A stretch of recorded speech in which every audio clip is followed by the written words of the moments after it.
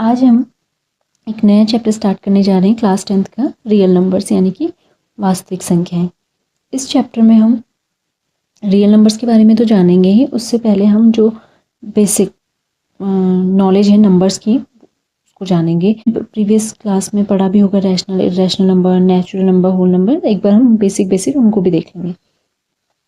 उसके बाद दूसरा चैप्टर में पहले देखेंगे कि कौन कौन से टॉपिक आपको यहाँ पर पढ़ने हैं। एक्सरसाइज शुरू करने से पहले हम टॉपिक देख लेंगे कि एक दिमाग में हमारा, ताकि सेट हो जाए कि हमें ये टॉपिक क्या करना है, पढ़ने हैं। ठीक है, तो देखते हैं वो टॉपिक कौन कौन से हैं। एक तो रियल नंबर्स का इंट्रोडक्शन, यानी आप रियल नंबर क्या होते हैं इसके बारे में जानेंगे। दूसरा फंडामेंटल थ्योरम ऑफ मैथमेटिक, इसमें आपकी एक थ्योरम और हुआ करती थी, यूक्लिड्स डिवीजन एल्गोरिथम, वो कट हो गई है, सिलेबस कुछ रिड्यूस हुआ था तो उसकी वो कट हो चुकी है। और थर्ड टॉपिक आपका एलसीएम एचसीएफ आपको पढ़ना है। इरेशनल नंबर्स पढ़ने हैं। इरेशनल नंबर से रिलेटेड क्वेश्चंस कुछ इस तरह होते हैं, जैसे prove that √2 is a irrational, या फिर √5, 2 - √5, ये सब कैसे नंबर से इरेशनल नंबर हैं। तो ये प्रूव करने के लिए क्वेश्चन यहाँ से बनता ही बनता है। तो ये हमारे कुछ टॉपिक यहाँ पर हैं, तो इनको ध्यान रखना है कि आपको क्या क्या इसमें पढ़ना है। आज हम जनरली हम इंट्रोडक्शन ही लेंगे, फर्स्ट क्लास है, तो रियल नंबर्स क्या होते हैं उससे पहले हम और नंबर्स के बारे में भी जानेंगे। जैसे first natural number, they are also known as counting number. ये होता है ना कि हम काउंटिंग जब स्टार्ट करते हैं तो यहाँ से शुरू करते हैं 1 2 3 4। तो ये जो 1 2 3 4 ये सेट जो लिखा है मैंने पूरा, ठीक है, इस तरह से एंड सो ऑन इनफाइनाइट तक जो सेट जाएगा वो क्या कहलाएगा आपका, ये नेचुरल नंबर्स हैं। ये सारे नेचुरल नंबर्स का सेट है ये। जैसे 1 क्या है नेचुरल नंबर, 2 भी क्या है नेचुरल नंबर, 3 4 100 200 1000 ये नेचुरल नंबर्स आते हैं। इसमें ज़ीरो इंक्लूड नहीं है। अगर यहीं पे क्या कर दिया जाए, जीरो को भी इंक्लूड कर दिया जाए, 0 1 2 3 4, तो अब ये क्या कहलाते हैं, होल नंबर्स। ये सेट क्या कहलाएगा, होल नंबर्स का सेट कहलाएगा। यहाँ पे जीरो नेचुरल नंबर है नहीं, आप कहेंगे जीरो इज होल नंबर। कैसा नंबर है, होल। 3 4 ये नेचुरल नंबर में तो काउंट होते ही थे, अब ये होल नंबर भी कहलाते हैं। ठीक है, 1 को आप होल नंबर बोलेंगे, 2 होल नंबर है, 100 होल नंबर है। ठीक है, अब क्वेश्चन ये होता है कि हमने तो नेगेटिव नंबर्स भी पढ़े, तो वो नेगेटिव नंबर्स किसके अंदर आएंगे। अगर यहीं पे क्या हो, आपने 0 1 2 3 ये तो ठीक है होल नंबर्स का सेट ले लिया। अगर इसी में हमने क्या किया, नेगेटिव इंटीजर्स को भी इंक्लूड कर दिया, नेगेटिव नंबर्स को भी इंक्लूड कर दिया, तो ये सेट क्या कहलाएगा, इंटीजर कहलाता है। क्या कहलाएगा, इंटीजर्स। इसमें होल नंबर भी आ गए और नेगेटिव नंबर्स भी आ गए, तो इंटीजर्स। अब क्वेश्चन एक मन में आता है कि फ्रैक्शन वाली वैल्यू तो इसमें आई नहीं है, फ्रैक्शन वाली वैल्यू कहाँ लिखी जाएंगी, जो P/Q की फॉर्म में लिखे जाते हैं, तो वो क्या कहलाते हैं आपके रैशनल नंबर्स। आपने पहले भी पढ़ा होगा, rational numbers are those numbers which can be written in the form P/Q, P/Q की फॉर्म में लिखे जा सकते हैं। वेयर P एंड Q क्या होते हैं, इंटीजर्स होते हैं। क्या होते हैं, इंटीजर्स। जैसे 2/3 लिखा है हमने, ठीक है, तो 2 भी क्या है इंटीजर, 3 भी इंटीजर है, लेकिन हमने P/Q की फॉर्म में लिखा है, तो ये रैशनल नंबर बन गया। And Q does not equal to 0, तो ये सारे नंबर क्या कहलाएंगे, रैशनल नंबर्स कहलाते हैं। ये तो ठीक है डायरेक्टली आपको इस फॉर्मेट में।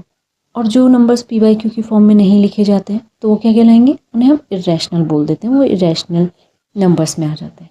ठीक, अब कभी कभी क्या होता है,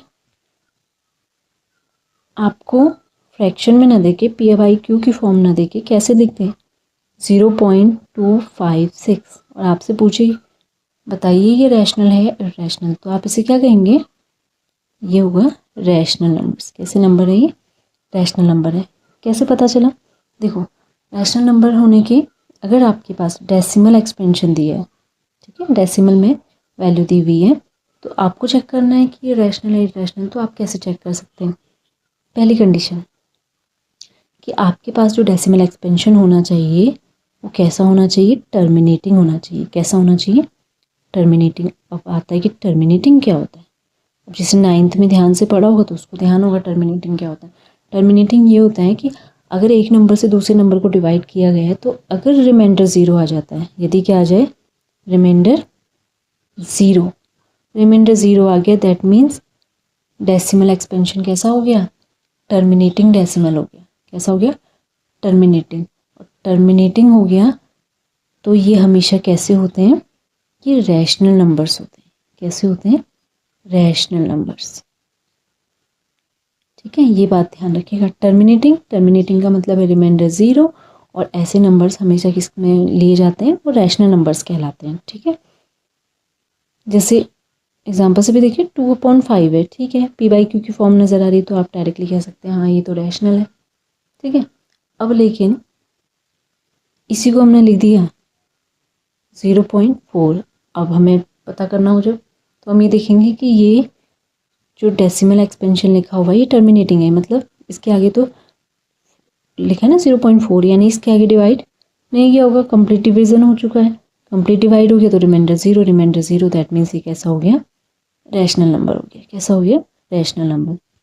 अब दूसरा होता है एक टर्मिनेटिंग। अब बहुत सारे केसेस होते हैं जहाँ पे कंप्लीट डिवाइड जाता ही नहीं, डिविजिबल नहीं होता एक नंबर दूसरे नंबर से, तो वहाँ कैसी कंडीशन होती है, उसे हम बोलते हैं नॉन टर्मिनेटिंग। क्या बोलते हैं, नॉन टर्मिनेटिंग। देखो टर्मिनेटिंग, ये नॉन टर्मिनेटिंग, इसका अपोजिट हो गया where remainder does not equal to 0। अब रिमाइंडर 0 नहीं है तो दो केस बनते हैं। क्या बन जाते हैं, दो केस। कैसे, एक होता है non terminating repeating. Non terminating repeating हो जाता है, मतलब डेसिमल एक्सपेंशन में क्या हो रहा है, एक डिजिट रिपीट होती जा रही है आपकी। ठीक है, और दूसरा क्या हो सकता है, नॉन रिपीटिंग। क्या हो जाए, नॉन रिपीटिंग, रिपीट ही नहीं हो रहा है। फॉर द एग्जाम्पल यहाँ पे देखेंगे, हमने कहा नॉन टर्मिनेटिंग है, इसका मतलब रिमाइंडर 0 नहीं आया होगा। ठीक है, जैसे हमने लिख दिया 2.56 और बार लगा दिया। इस बार का मतलब क्या होता है, 2.565656, मतलब बार बार ये वाली जो डिजिट्स हैं ये क्या हो रही हैं, रिपीट हो रही हैं। ठीक है, तो इसका मतलब नॉन टर्मिनेटिंग हो गया और रिपीटिंग हो गया। ठीक है, और जिस डेसिमल एक्सपेंशन में नॉन टर्मिनेटिंग एंड रिपीटिंग वाली कंडीशन फॉलो होती है वो हमारे क्या कहलाते हैं, रैशनल नंबर्स। वो कैसे नंबर होते हैं, रैशनल। तो रैशनल की पहचान क्या है, एक तो p/q वाली फॉर्मेट होगी, दूसरा टर्मिनेटिंग हो गया तो भी है, और नॉन टर्मिनेटिंग रिकरिंग कह लीजिए या रिपीटिंग कह लीजिए तो भी क्या है, रैशनल नंबर। तो अब कंडीशन क्या रह गई, अब रह गई अगर नॉन टर्मिनेटिंग हो, ठीक है, नॉन टर्मिनेटिंग हो एंड नॉन रिकरिंग हो जाए। नॉन रिकरिंग कह लीजिए या non repeating, non recurring, non repeating. ठीक है, रिपीट ही नहीं हो रहा है, 2.682093 और एंड सो ऑन, आगे भी नंबर चलते जा रहे हैं, डिवाइड कंप्लीट किया ही नहीं। नॉन टर्मिनेटिंग, कोई नंबर कोई डिजिट रिपीट ही नहीं हो रही है, नॉन रिपीटिंग, तो ऐसे नंबर क्या हो जाते हैं, इर्रेशनल कहलाते हैं। क्या कहलाते हैं, इर्रेशनल कहलाते हैं। आई होप आपको ये बात समझ में आई होगी। तो एग्जाम्पल इरेशनल नंबर्स के और भी, जैसे पाई इज इरेशनल, ध्यान रखिएगा पाई कैसा नंबर है, इरेशनल। ठीक है, भले ही हम 3.14 इसकी वैल्यू लेते हैं बट एक्चुअल वैल्यू इसके आगे भी चलती रहती है। वो कैसा, इसका जो डेसिमल पाई का जो डेसिमल एक्सपेंशन है, जैसे पूछा जाए ना पाई इरेशनल क्यों है, तो इसका जो डेसिमल एक्सपेंशन होता है ये क्या होता है, नॉन टर्मिनेटिंग होता है और नॉन रिकरिंग होता है, इस वजह से ये इरेशनल होता है। ठीक है, लेकिन अगर बात करें 22/7, ठीक है, ये कैसा होता है, ध्यान रखिएगा, ये रैशनल होता है। आई बात समझ में, ये रैशनल नंबर है 20, वो तो हम पाई की वैल्यू कैलकुलेशन के लिए यूज़ करते हैं इनका। ठीक है, 22/7 और 3.14 अप्रॉक्स वैल्यू हम ले लेते हैं। ठीक है, तो 22/7 रैशनल है। अब 22/7 रैशनल क्यों है, क्योंकि इसका जब डेसिमल एक्सपेंशन किया जाएगा, डिवाइड आप करेंगे, तो इसका जो डेसिमल एक्सपेंशन आएगा वो कैसा होगा, नॉन टर्मिनेटिंग। डिवाइड कंप्लीट नहीं जाता है, नॉन टर्मिनेटिंग होगा बट रिपीटिंग हो जाता है, रिपीट हो गया तो रैशनल नंबर हो जाएगा। इस बात का ध्यान है, एक बार आप आज डिवाइड करके देखिएगा इसका डेसिमल एक्सपेंशन क्या है, ये आपका होमवर्क क्वेश्चन है, इसको ध्यान रखिएगा। 22/7 को चेक करिए कि ये रैशनल है या इर्रेशनल है। ठीक है, ध्यान रखिएगा। नेक्स्ट एक चार्ट के थ्रू समझते हैं। ये देखिए, जैसे ये है, हमने अभी जाना था नेचुरल नंबर 1 2 3 4, अगर उसमें 0 इंक्लूड कर दिया तो होल नंबर्स बन गए। नेगेटिव नंबर्स को भी इंक्लूड कर दिया तो हम उसे इंटीजर बोल देते हैं। और ये सब natural number, whole number, integer, ये सब किसके अंदर आता है? Rational number. रैशनल नंबर का एरिया ब्रॉड हो गया है, बढ़ता जा रहा है। ठीक है, क्योंकि ध्यान रखिएगा सारे के सारे इंटीजर्स, जैसे क्वेश्चन ये बन सकता है, all integers are rational numbers. सारे इंटीजर्स क्या होते हैं? रैशनल नंबर्स होते हैं। क्यों? क्योंकि अगर 0 है, इंटीजर है, बट 0.1 की फॉर्म में लिखा जा सकता है, रैशनल नंबर है। ठीक है, 1 is also an integer, integer है, लेकिन p/q की फॉर्म में लिखा जा सकता है, तो ये क्या कहलाएगा? रैशनल नंबर कहलाएगा। ठीक है, जैसे all natural numbers are also rational numbers, all whole numbers are rational numbers, all integers are rational. But सारे के सारे रैशनल नंबर नेचुरल नहीं हो सकते। जैसे रैशनल नंबर में तो 0 भी आता है, क्या 0 नेचुरल हो जाएगा?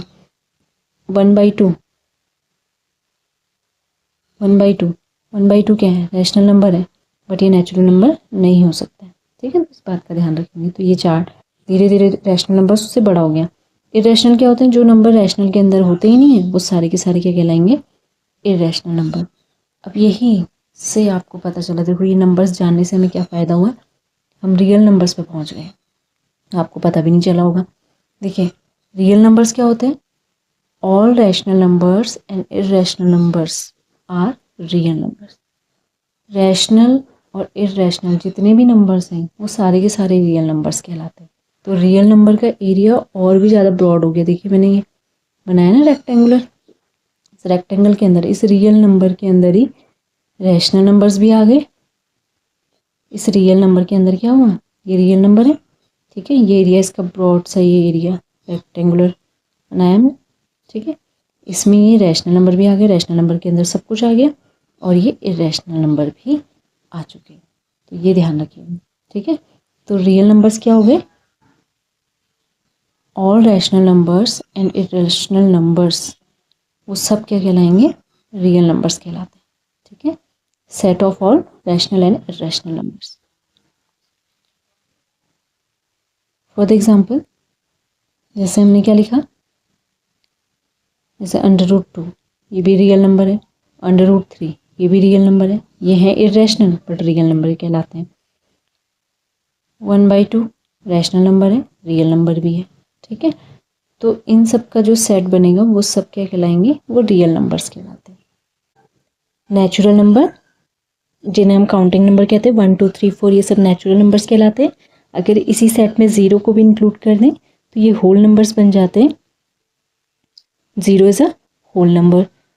फिर अगर नेगेटिव नंबर्स को भी इस सेट में इंक्लूड कर दें तो ये क्या कहलाते हैं? इंटीजर्स। और रैशनल नंबर्स क्या होते हैं? ऐसे नंबर जिन्हें p/q की फॉर्म में लिखा जा सकता है, where q does not equal to 0, वो सब रैशनल होते हैं। और जो नंबर रैशनल नहीं होते वो सब के सब क्या कहलाएंगे? इरेशनल कहलाते हैं। और यहीं से हमारा रियल नंबर का कॉन्सेप्ट भी आ गया था कि रियल नंबर एक्चुअल में क्या है? The collection of rational numbers and irrational number. यानी आप रैशनल नंबर्स को भी ले लीजिए और इरेशनल नंबर्स को भी ले लीजिए, तो इनका जो कलेक्शन है वही क्या कहलाता है? वो सब रियल नंबर्स के अंदर आ जाता है, यानी वास्तविक संख्याओं के अंदर आ जाते हैं। और रैशनल नंबर की कंडीशन भी बताई थी, जैसे कभी क्या होता है, ठीक है, कोई नंबर p/q की फॉर्म में लिखा है तो आपने पहचान लिया रैशनल नंबर है। बट आपने 9th क्लास में भी पढ़ा होगा कि अगर यदि वो डेसिमल एक्सपेंशन टर्मिनेटिंग है, ठीक है, या नॉन टर्मिनेटिंग रिपीटिंग, क्या कहा मैंने? डेसिमल एक्सपेंशन क्या है? जैसे 0.25 डेसिमल एक्सपेंशन कैसा है? टर्मिनेटिंग, तो भी ये रैशनल नंबर है। और यदि डेसिमल एक्सपेंशन कैसा हो? नॉन टर्मिनेटिंग एंड रिपीटिंग, तो भी ये रैशनल नंबर्स कहलाते हैं। ठीक है, ये दोनों रैशनल नंबर की कैटेगरी में आते हैं। और दूसरी एक कंडीशन क्या बनती है इरेशनल नंबर्स की? वहाँ पे क्या होगा? डेसिमल एक्सपेंशन नॉन टर्मिनेटिंग होगा, दैट मीन्स रिमाइंडर 0 नहीं आ रहा होगा, और साथ में वो रिपीटिंग भी नहीं है। ठीक है, नॉन रिपीटिंग। तो non terminating non repeating decimal expansion है, तो आप उसे क्या बोलेंगे, इर्रेशनल नंबर्स कहेंगे। ठीक है, ये सब हमने पढ़ा था। और यही हमने क्या कहा कि collection of rational numbers and irrational numbers, इनके कलेक्शन को ही हम क्या बोलते हैं, रियल नंबर। ये रियल नंबर कहलाएंगे। ठीक है, इसके बाद इमेजिनरी नंबर। इमेजिनरी नंबर्स, अब ये नंबर्स कैसे होते हैं? ठीक है, इसमें क्या होता है, आखिर ये नंबर कैसे बना? बहुत बार ऐसा होता है ना कि आपने देखा है, हम जब भी स्क्वायर रूट पढ़ते हैं तो स्क्वायर रूट हम पॉजिटिव इंटीजर्स का पढ़ते हैं ना। जैसे 4 है, इसका स्क्वायर रूट क्या हो गया, 2। लेकिन आज तक हमने जो नेगेटिव नंबर्स हैं उनके लिए कभी भी स्क्वायर रूट फाइंड आपने नहीं किया होगा छोटी क्लासेस में। तो अगर हम देखें square root of -1, square root of -1, तो ये कभी नहीं पढ़ा। तो हम क्या करते हैं, स्क्वायर रूट ऑफ -1 इसको रिप्रेजेंट किया जाता है एक इमेजिनरी यूनिट आई से, आयोटा हम में से बोलते हैं।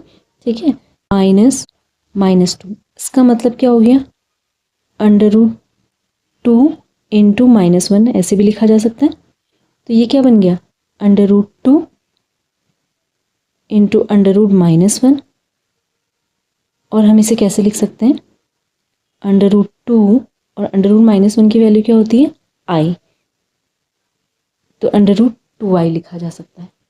ऐसे ही फॉर द एग्जाम्पल आपके पास और ले लेते हैं, थोड़ा क्लियर हो जाएगा, -√5, इसको हम कैसे लिख सकते हैं, 5 -1, 5 इंटू -1 -5 ही कहलाएगा, √5 इंटू √-1, √5 को मैं ऐसे ही लिख लिया, √-1 का मतलब क्या हो गया, आई। तो आप क्या कर रहे हैं, स्क्वायर रूट जो नेगेटिव इंटीजर है, नेगेटिव नंबर लिखा हुआ -1, इसका स्क्वायर रूट एक इमेजनरी यूनिट से दिखाया जाता है जिसे हम आई बोलते हैं, और यही क्या कहलाते हैं, इमेजनरी नंबर कहलाते हैं। तो क्या कहेंगे, व्हेन अ रियल नंबर, आप कोई भी रियल नंबर लिख लीजिए, उसको किससे मल्टीप्लाई किया गया है, इमेजनरी यूनिट आई से, तो ये क्या बन जाता है, इमेजनरी नंबर बन जाता है। ठीक है, ये इमेजनरी नंबर कहलाते हैं। तो 6i, जहाँ भी आई लिखा हुआ नज़र आए ये इमेजनरी है, 7i ये भी इमेजनरी है। ठीक है, और जो इमेजनरी नंबर होते हैं इनका हमेशा स्क्वायर करेंगे तो कैसी वैल्यू आएगी, निगेटिव आती है, इस बात का ध्यान रखिएगा। जैसे अगर हम नंबर पॉजिटिव, कोई पॉजिटिव नंबर है आपके पास, सपोज 4 लिखा है, अगर मैं इसका स्क्वायर करूँ तो कितना आएगा, 4 का स्क्वायर करेंगे तो कितना आएगा, 16 आता है, तो ये पॉजिटिव आ रहा है। ठीक है, अगर मैंने क्या किया, 6 स्क्वायर किया तो क्या आया, 36 आया, -1 स्क्वायर कर दें नेगेटिव नंबर तो भी क्या आएगा, +1 आएगा। यानी आप स्क्वायर करते हैं किसी भी रियल नंबर का, जब भी आप किसी रियल नंबर का स्क्वायर करते हैं तो आपको क्या मिलता है, पॉजिटिव नंबर, पॉजिटिव स्क्वायर्स आ रहे हैं, नहीं आ रहे, आ रहे हैं। आप कोई अदर नंबर ले लीजिए, जैसे ले लिया हमने -6, नेगेटिव रियल नंबर है, कितना हो जाएगा, 36, 8 स्क्वायर 64, सारे स्क्वायर्स कैसे आ रहे हैं, पॉजिटिव। बट इमेजनरी में क्या होता है, अगर आप इमेजनरी नंबर है 5i, आपसे कहा जाए इसका स्क्वायर फाइंड करिए, तो इसका स्क्वायर कैसा आएगा, हमेशा नेगेटिव आएगा। कैसे देखिए, 5 का स्क्वायर करेंगे तो 25 हो गया, और आई स्क्वायर ऐसे लिखेंगे, और 25 को ऐसे लिखेंगे, आई स्क्वायर की वैल्यू क्या होती है, -1। अभी तो बताया था जैसे कि √-1, इसका मतलब क्या हो गया, आई। अगर मैं बोथ साइड स्क्वायर करूँ तो क्या बनेगा, -1 = आई स्क्वायर, यानी आई स्क्वायर की वैल्यू क्या होती है, -1 होती है, और आई की वैल्यू क्या होती है, √-1। ठीक है, तो ये क्या बन गया, -25। तो square of imaginary number is always negative. जैसे लिख दिया हमने -2i, अगर हमें इसका क्या करना है, स्क्वायर करना है, तो क्या करेंगे, देखो -2 का स्क्वायर तो क्या होगा, 4 होगा, और आई के लिए हम आई स्क्वायर लिखेंगे। 4 आई स्क्वायर की वैल्यू कितनी होती है -1, तो इसका स्क्वायर भी कितना आ गया -4, नेगेटिव आ रहा है, तो ये ध्यान रखिएगा। ठीक है, आई होप आपको ये क्लियर होगा। तो रियल नंबर्स भी हमने पढ़ लिया, इमेजनरी नंबर, जो नंबर रियल नहीं है वो सब क्या है, इमेजनरी है, और ये इसमें आई, इमेजनरी यूनिट आई का यूज़ हम करते हैं। ठीक है, अब एक आता है आपके पास कॉम्प्लेक्स नंबर।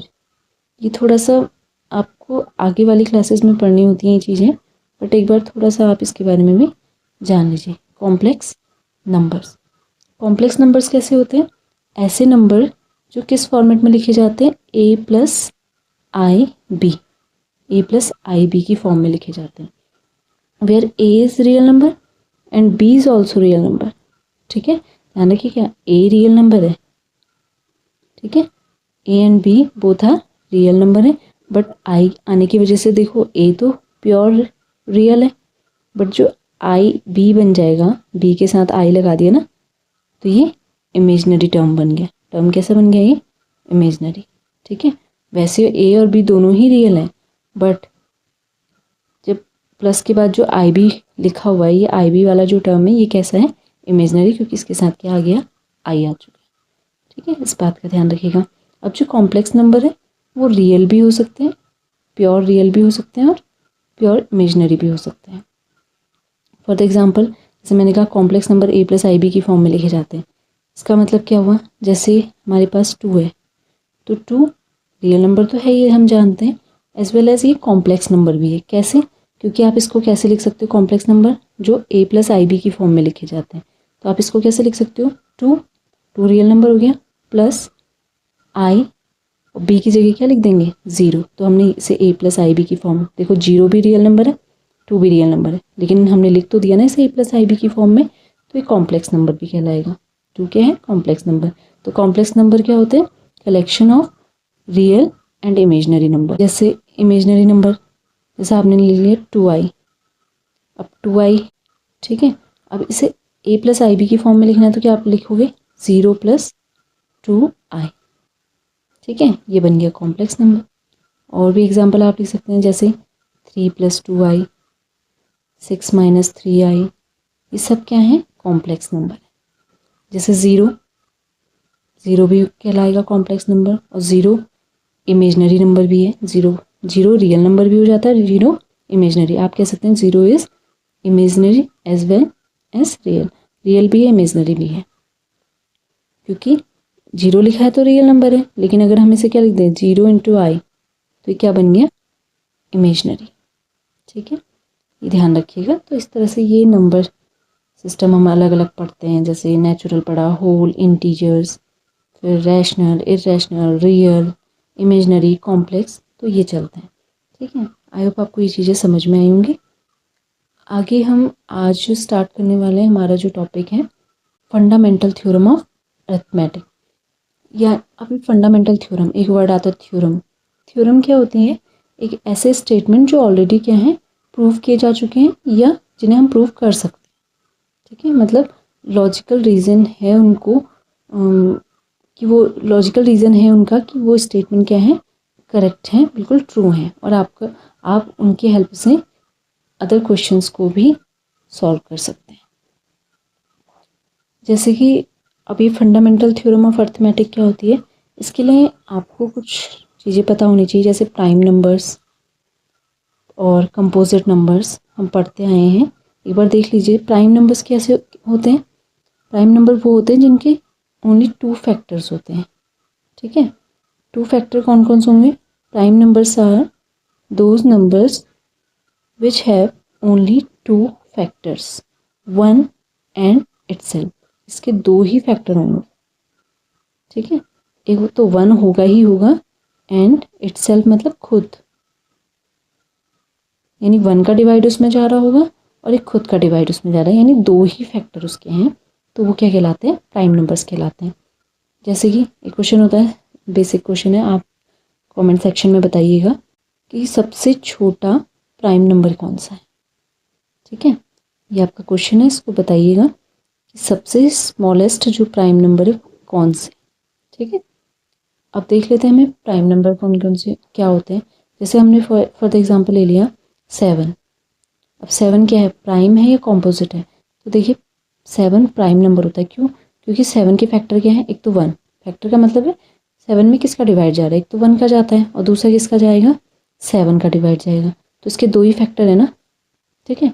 इसका मतलब ये क्या हो गया, प्राइम नंबर। एग्जाम्पल 11 के कितने फैक्टर हैं, दो ही फैक्टर हैं, एक 1 और दूसरा 11। तो दो फैक्टर हैं, इसका मतलब ये भी क्या हो जाएगा, आपका प्राइम नंबर हो गया। ठीक। अब क्वेश्चन ये दिमाग में आता है कि अगर दो से ज़्यादा फैक्टर हो गए, सपोज हमने एक एग्जांपल ले लिया 6। अब 6 के फैक्टर क्या होते हैं, इसमें 1 का डिवाइड भी जाता है, इसमें 2 का डिवाइड भी जाता है, 3 का डिवाइड भी जाता है, 6 का डिवाइड भी, यानी मोर देन 2 फैक्टर्स हैं।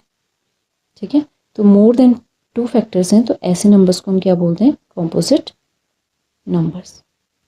क्या बोलते हैं, कॉम्पोजिट नंबर्स बोलते हैं इन्हें। ठीक है, तो क्या कहा, a number which have only two factors, one and itself is called prime number, उसे prime number बोलेंगे।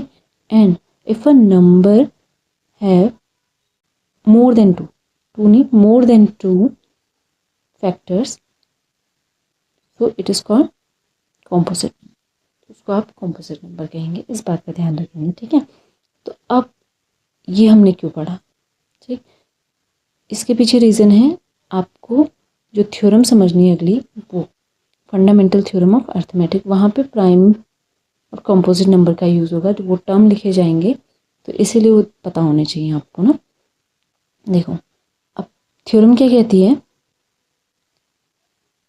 एवरी कंपोजिट नंबर, मतलब कोई भी कंपोजिट नंबर है। अब देखो पहले ही हमने पढ़ लिया कंपोजिट नंबर, तो दिमाग में आ गया कि composite number more than 2 factor, दो से ज़्यादा फैक्टर उसके होंगे। Every composite number can be expressed as a product of prime, जो भी कंपोजिट नंबर है उसके प्राइम फैक्टर निकाल लीजिए और आप उस कंपोजिट नंबर को उस प्राइम फैक्टर के प्रोडक्ट में लिख सकते हैं, मल्टीप्लिकेशन में लिख सकते हैं। और ये जो प्रोडक्ट होगा, यानी ये जो फैक्टराइजेशन आपने किया, ये प्रोडक्ट जो आएगा वो हमेशा क्या होगा, यूनिक होता है। ठीक है, चाहे आप ऑर्डर को आगे पीछे कर लीजिए, उससे फ़र्क नहीं पड़ता है, लेकिन ये क्या होगा, यूनिक। समझ लीजिए जैसे एग्जाम्पल है, जैसे हम लिख लिया 6 का जब आप प्राइम फैक्टर करते हैं, फैक्टराइजेशन करेंगे, प्राइम फैक्टराइजेशन, तो क्या लिख सकते हैं, 2 × 3। कभी किया भी होगा आपने, पहले करते हैं जब हम छोटी क्लासेस में, जैसे 8 का किया होगा, तो 2 4 × 8, 2 2 × 4 एंड 2 1 × 2, ऐसे ही तो लिखते हैं। तो 8 के फैक्टर क्या बन गया, प्राइम फैक्टर्स 2 × 2 × 2, इस तरह से आपने लिख लिया। ठीक है, प्राइम फैक्टराइजेशन कर लिया हमने इसका। ऐसी एग्जाम्पल 10 को हमने क्या लिखा, 2 × 5। तो ये 6 8 10 ये क्या है, कॉम्पोजिट नंबर है। क्या है, कॉम्पोजिट नंबर। और इन कॉम्पोजिट नंबर को हमने क्या किया है, इनके जो प्राइम फैक्टर्स हैं उनके प्रोडक्ट में हमने लिख दिया, तो यही थ्योरम बन गई। ठीक है, देखिए ये थ्योरम क्या कहती है, फंडामेंटल थ्योरम ऑफ अर्थमेटिक क्या कहती है, every composite number can be expressed as a product of primes, यानी उसके जो प्राइम फैक्टर आपने किए हैं उनके प्रोडक्ट फॉर्म में आप लिख सकते हैं। And this factorization is unique, ये हमेशा यूनिक होता है, except for the order, order चाहे प्राइम फैक्टर्स का कोई सा भी हो। जैसे वही है ना, जैसे हमने 6 लिखा, मैं 2 × 3 लिखूँ या 3 × 2 रहेगा, तो वही ना, यूनिक ही तो है, अलग थोड़ा ना हो गए।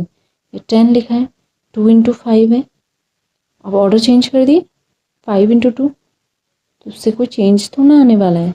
तो ऑर्डर कुछ भी हो, प्राइम फैक्टर्स क्या हो जाते हैं, यूनिक हो जाते हैं हमेशा। तो ये हमारा क्या कहलाते हैं, फंडामेंटल थ्योरम ऑफ अर्थमेटिक कहलाती है। तो इसको आप ध्यान रखिएगा। ठीक है, और इसी के बेस पे जो आप एक्सरसाइज स्टार्ट करेंगे, वहाँ पे पहले पहले एलसीएम एचसीएफ फाइंड करने के लिए कहा गया होगा, और एलसीएम एचसीएफ आप प्राइम फैक्टराइजेशन मेथड से ही करेंगे, तो आपको प्राइम फैक्टराइजेशन मेथड आना चाहिए। प्राइम फैक्टराइजेशन मेथड क्या होता है, उसमें देख लीजिए क्या करते हैं हम। जैसे आपसे कह देगा 20, 20 है ना, 20 में किस किस का डिवाइड जा रहा है, 1 2 4 5 10 20। इन सब का डिवाइड जाता है। तो ये तो 20 के फैक्टर्स बन गए, क्या कहेंगे हम उनको, फैक्टर, ओनली फैक्टर्स, ठीक है। लेकिन अगर मैं इसके 20 के प्राइम फैक्टर्स कहूँ तो आप क्या कहोगे, 2 एंड 5, 2 और 5, क्योंकि 4 भी नहीं है, 10 भी नहीं है, 20 भी नहीं है, 1, ये प्राइम नंबर होते नहीं है। तो 2 और 5 क्या है इसके प्राइम फैक्टर्स हैं, ठीक है। प्राइम नंबर्स को ले लिए तो प्राइम फैक्टर, तो हम इन्हें प्राइम फैक्टराइजेशन करना है। प्राइम फैक्टराइजेशन का मतलब क्या हो गया कि आप इस कंपोजिट नंबर को इसके प्राइम फैक्टर्स जो आ रहे हैं उनके प्रोडक्ट फॉर्म में लिखिए। तो क्या आएगा, 2, तो जो भी प्राइम नंबर्स यहाँ पे लिखे जाएंगे वो 2 और 5 ही होंगे, उसके अलावा कोई भी नहीं आएगा। 2 1 2, 2 5 10, 5 1 5। तो 20 का प्राइम फैक्टराइजेशन किया तो क्या आया, 2 इंटू 2 इंटू 5। तो ये हमारा क्या हो गया आंसर। इनका प्रोडक्ट करेंगे तो 20 ही आएगा, 2 इंटू 2 4, 4 इंटू 5 20। इस तरह से हम प्राइम फैक्टर्स करते हैं और इसी की हेल्प से हम HCF और LCM भी फाइंड करेंगे। आपको प्राइम फैक्टराइजेशन करना है। प्राइम फैक्टराइजेशन का मतलब है कि आप इस नंबर के जो भी प्राइम फैक्टर्स आएंगे, ठीक है, उन प्राइम फैक्टर्स को प्रोडक्ट के फॉर्म में लिख देंगे, ठीक है। और यही थ्योरम बन जाती है, इसी को हम बोलते हैं फंडामेंटल थ्योरम ऑफ अर्थमेटिक। उसमें क्या था, एवरी कंपोजिट नंबर, 15 क्या है composite number, every composite number can be expressed as a product of its prime. Prime factor आएंगे उनके प्रोडक्ट के फॉर्म में आप इसे लिख सकते हैं। ये हमारी वो थ्योरम भी थी। अब देखिए प्राइम फैक्टराइजेशन जो उसका नाम है उसी से आधी चीज़ें पता चल जाती हैं। जैसे फैक्टर्स क्या होते हैं, ऐसे नंबर जो 15 को कम्प्लीटली क्या करते हैं, डिवाइड करते हैं, वो फैक्टर्स कहलाते हैं, ठीक है। लेकिन आगे से वर्ड आ रहा है प्राइम, तो आप इसका मतलब हम समझ गए कि हमें जब प्राइम फैक्टराइजेशन करना होगा तब हम सिर्फ प्राइम नंबर्स को लेंगे। और प्राइम नंबर क्या होते हैं, जिसके दो ही फैक्टर होते हैं, 1 और इटसेल्फ, ठीक है। और कॉम्पोजिट क्या होते हैं, जिसके फैक्टर क्या होते हैं, मोर देन 2, 2 से ज़्यादा फैक्टर जिन नंबर्स के होंगे वो कॉम्पोजिट कहलाते हैं। अब देखिए समझिए 15 का कैसे फाइंड करेंगे। सपोज ये 15 है, आप सबसे पहले ढूंढेंगे कि किस किस नंबर का डिवाइड जा रहा है। 2 का डिवाइड जाएगा नहीं, 3 का जाता है, तो 3 प्राइम है, हाँ 3 प्राइम है, 3 से आप इसको डिवाइड करेंगे। 3 का डिवाइड 15 में जाता है कितने टाइम्स, 5 टाइम्स। जितने टाइम्स यहाँ जाएगा वो आप यहाँ पे लिख देंगे। 5 में देखिए किसका डिवाइड जाता है, 2 का भी नहीं जाता है, 3 का भी नहीं जाता, और 4 तो चेक करेंगे नहीं क्योंकि 4 कंपोजिट है, हमें प्राइम लेने होते हैं। अब क्या करेंगे, 5 का ही डिवाइड जाता है तो 5 से डिवाइड कर दीजिए, 5 1 ज़ा 5। अब देखिए 1 आ गया, और जब 1 आ जाएगा तो इसका मतलब हमारे यहाँ कंप्लीट हो चुका है, अब इसमें डिवाइड नहीं करना है, ठीक है। क्योंकि यहाँ 1 से 1 को डिवाइड करेंगे नहीं, क्योंकि 1 प्राइम नंबर होता नहीं है। यहाँ पे लास्ट में क्या आना चाहिए, आपका 1 आना चाहिए, ठीक है। तब तक डिवाइड करते रहेंगे। अब देखिए यानी 15, इसके जो प्राइम फैक्टर्स आ गए 3 और 5 आया, ठीक है। अब हमने क्या करा, जो इसके प्राइम फैक्टर आए 3 और 5, इसको हमने क्या कर दिया, प्रोडक्ट के फॉर्म में लिख दिया, और यही हमारा क्या बन गया, प्राइम फैक्टराइजेशन करने के बाद ये 3 इंटू 5 कर दिया ना, प्रोडक्ट फॉर्म में लिख दिया, तो ये हमारी अर्थमेटिक क्या होती है, फंडामेंटल थ्योरम ऑफ अर्थमेटिक यही होती है। तो दोनों कॉन्सेप्ट पता चल गए, प्राइम फैक्टराइजेशन भी आपने कर लिया यहाँ पर, ठीक है, और साथ ही साथ आपने जो प्राइम फैक्टर्स आए थे उनके प्रोडक्ट को फॉर्म में लिख दिया, तो ये हमारी थ्योरम भी बन गई है। यही तो थ्योरम हम निकल पड़ी थी, ठीक है। एक और नंबर से समझते हैं 22, this is a composite number. आपको इसके क्या करना है, इसके प्राइम फैक्टर्स को प्रोडक्ट के फॉर्म में लिखना है। सबसे पहले देखो 2 का डिवाइड जाएगा, 2 का डिवाइड 2 में देंगे पहले 1 टाइम्स, फिर इसमें भी जाएगा। 2 का डिवाइड 22 में कितने टाइम्स जाता है, 11 टाइम्स। फिर 11 में किसका डिवाइड जाएगा, सीधे 11 का ही जाता है, और 11 is also a prime number. 11 बन जाए 11, आगे डिवाइड नहीं जाएगा। तो 22 को हम कैसे लिख सकते हैं, 2 इंटू 11। तो आपने क्या किया, इस कॉम्पोजिट नंबर को इसके प्राइम फैक्टर्स के मल्टीप्लिकेशन में लिख दिया। और यही क्वेश्चन आपके एक्सरसाइज में जो आप पढ़ेंगे 1.1, उसमें इसी तरह के क्वेश्चंस पहले आपका फर्स्ट क्वेश्चन इसी टाइप का बनेगा, तो आपको क्लियर, वहाँ आपको ईजी हो जाएगा इसको सॉल्व करना, ठीक है। इस तरह से हम करते हैं प्राइम फैक्टराइजेशन, ध्यान रखिएगा, ठीक है।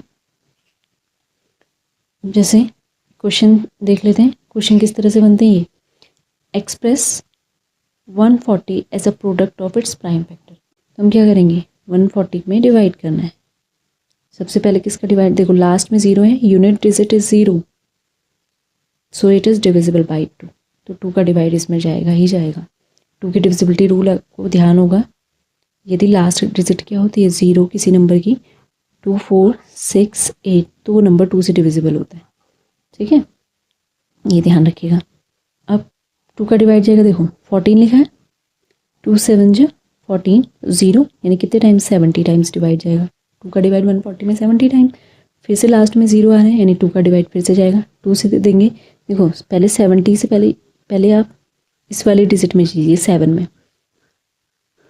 2 के टेबल में 7 तो आता नहीं, लेकिन उससे नीचे वाले छोटे नंबर को तो लेते हैं ना। 2 3 जा 6 होता है, तो 3 टाइम्स जाएगा। यहाँ से 1 रिमाइंडर बचा होगा, तो 1 यहाँ बचा होगा, 1 और 0 क्या हो गया 10, तो क्या हो गया 2 5 से 10। ठीक है, जिसको ये बात समझ में ना आ रही हो वो देखिएगा ध्यान से। यहाँ पर 70 है ना, 70 में 2 का डिवाइड कैसे करते हैं, डिवाइड करना तो सबको आता होगा, 2 3 जा 6। ठीक है, 7 में से 6 माइनस किया 1, और ऊपर से क्या नोट कर लिया हमने 0। 10 में डिवाइड करेंगे तो क्या आएगा 2 5 से 10, 10 माइनस 10 क्या हो गया 0, चला गया ना कंप्लीट डिवाइड। तो कितने टाइम्स जा रहा है 35, ऐसी तो हमें करना है। ठीक, अब इसके बाद 35 में अब देखिए 3 का डिवाइड जाता है, नहीं 3 की टेबल में 35 आता नहीं है, 4 का तो देंगे ही नहीं, कंपोजिट नंबर है। 5 के डिविजिबिलिटी रूल क्या कहता है, if last digit is 0 and 5, last में अगर 0 और 5 आता है तो 5 से डिविजिबल होता है। तो 35 में 5 का डिवाइड जाएगा, कितने टाइम 5 7 जा 35। ठीक है, अब बचा 7 में डिवाइड करेंगे, 7 1 जा 7। तो हमने क्या कर दिए, इसके प्राइम फैक्टर्स कर लिए। ठीक है, अब क्या करना है, प्राइम फैक्टर्स को हम कैसे लिखेंगे, प्रोडक्ट के फॉर्म में लिखेंगे। ठीक है, अब देखिए क्या लिखा, 140 को हम कैसे लिख सकते हैं, 2 इंटू 2 इंटू जो आ रहे हैं ना 2 2 और 5 एंड 7, 5 इंटू 7 के प्रोडक्ट के फॉर्म में लिख दिया। तो ये प्राइम फैक्टर से प्रोडक्ट फॉर्म कर, तो इस तरह के क्वेश्चंस आपके बनते हैं। आई होप आपको ये समझ आया होगा। ठीक है, इस तरह के क्वेश्चन आपको करने हैं और प्रैक्टिस करते रहेंगे तो जल्दी आप ये कॉन्सेप्ट समझ जाएंगे। हमारा नेक्स्ट टॉपिक है LCM, that means least common multiple. जैसे इसके नाम से पता चल रहा है कि एलसीएम क्या होता है। देखिए एलसीएम निकालना तो हम सभी जानते हैं कैसे फाइंड किया जाता है, लेकिन इसकी जो फुल फॉर्म है इसी से हम आधी चीज़ें समझ सकते हैं कि एलसीएम होता क्या है आखिरकार ना। निकालना अलग बात है, बट एलसीएम का कॉन्सेप्ट क्या होता है ये हम समझेंगे, एग्जाम्पल के थ्रू समझते हैं। जैसे 2 और 4 हमने 2 नंबर्स ले लिए, आप और भी नंबर इसमें ले सकते हैं। ठीक है, इसके सबसे पहले देखिए यहाँ पे एक वर्ड आ रहा है मल्टीपल। इस मल्टीपल का मतलब होता है कि जो भी नंबर आपके पास लिखा है, जैसे 2 है तो आप इस 2 की टेबल में जो नंबर्स आ रहे हैं ये सब क्या हैं, इस 2 के मल्टीपल हैं। 2 4 6 8 10 12 एंड सो ऑन। ऐसी 4 के मल्टीपल क्या हो जाएंगे, 4 8 12 16 20 एंड सो ऑन। ठीक है, अब वर्ड आ रहा है कॉमन। कॉमन मल्टीपल, कॉमन का मतलब है ऐसे नंबर्स जो इन दोनों नंबर्स के मल्टीपल हैं। जैसे 4 यहाँ भी दिख रहा है, 4 यहाँ भी है। ठीक है, 8 8 12 12 ऐसे 16। ठीक है, तो ये कॉमन मल्टीपल क्या बन गए इसमें, 8 12 16 एंड सो ऑन। ऐसी बहुत सारे मल्टीपल यहाँ पे कॉमन मल्टीपल निकल कर आएंगे। लेकिन यहाँ पे देखिए फिर एक वर्ड आ रहा है लीस्ट। ठीक है, लीस्ट का मतलब है जो इसमें सबसे छोटी वाली वैल्यू है। जो हमने कॉमन मल्टीपल निकाला है इसमें सबसे छोटा कॉमन मल्टीपल कौन सा है, 4। ठीक है, तो एलसीएम क्या बन जाएगा, 2 और 4 का 4 होता है। आधी चीज़ें हमें वर्ड से ही पता चल जाती हैं कि ये वर्ड हमें क्या निकालने के लिए कह रहा है। और एक और एग्जांपल से समझते हैं, जैसे 6 और हमने एक नंबर ले लिया सपोज 10, तो 6 के मल्टीपल, पहले मल्टीपल लिख लेते हैं, 6 12 18 24 30 36 42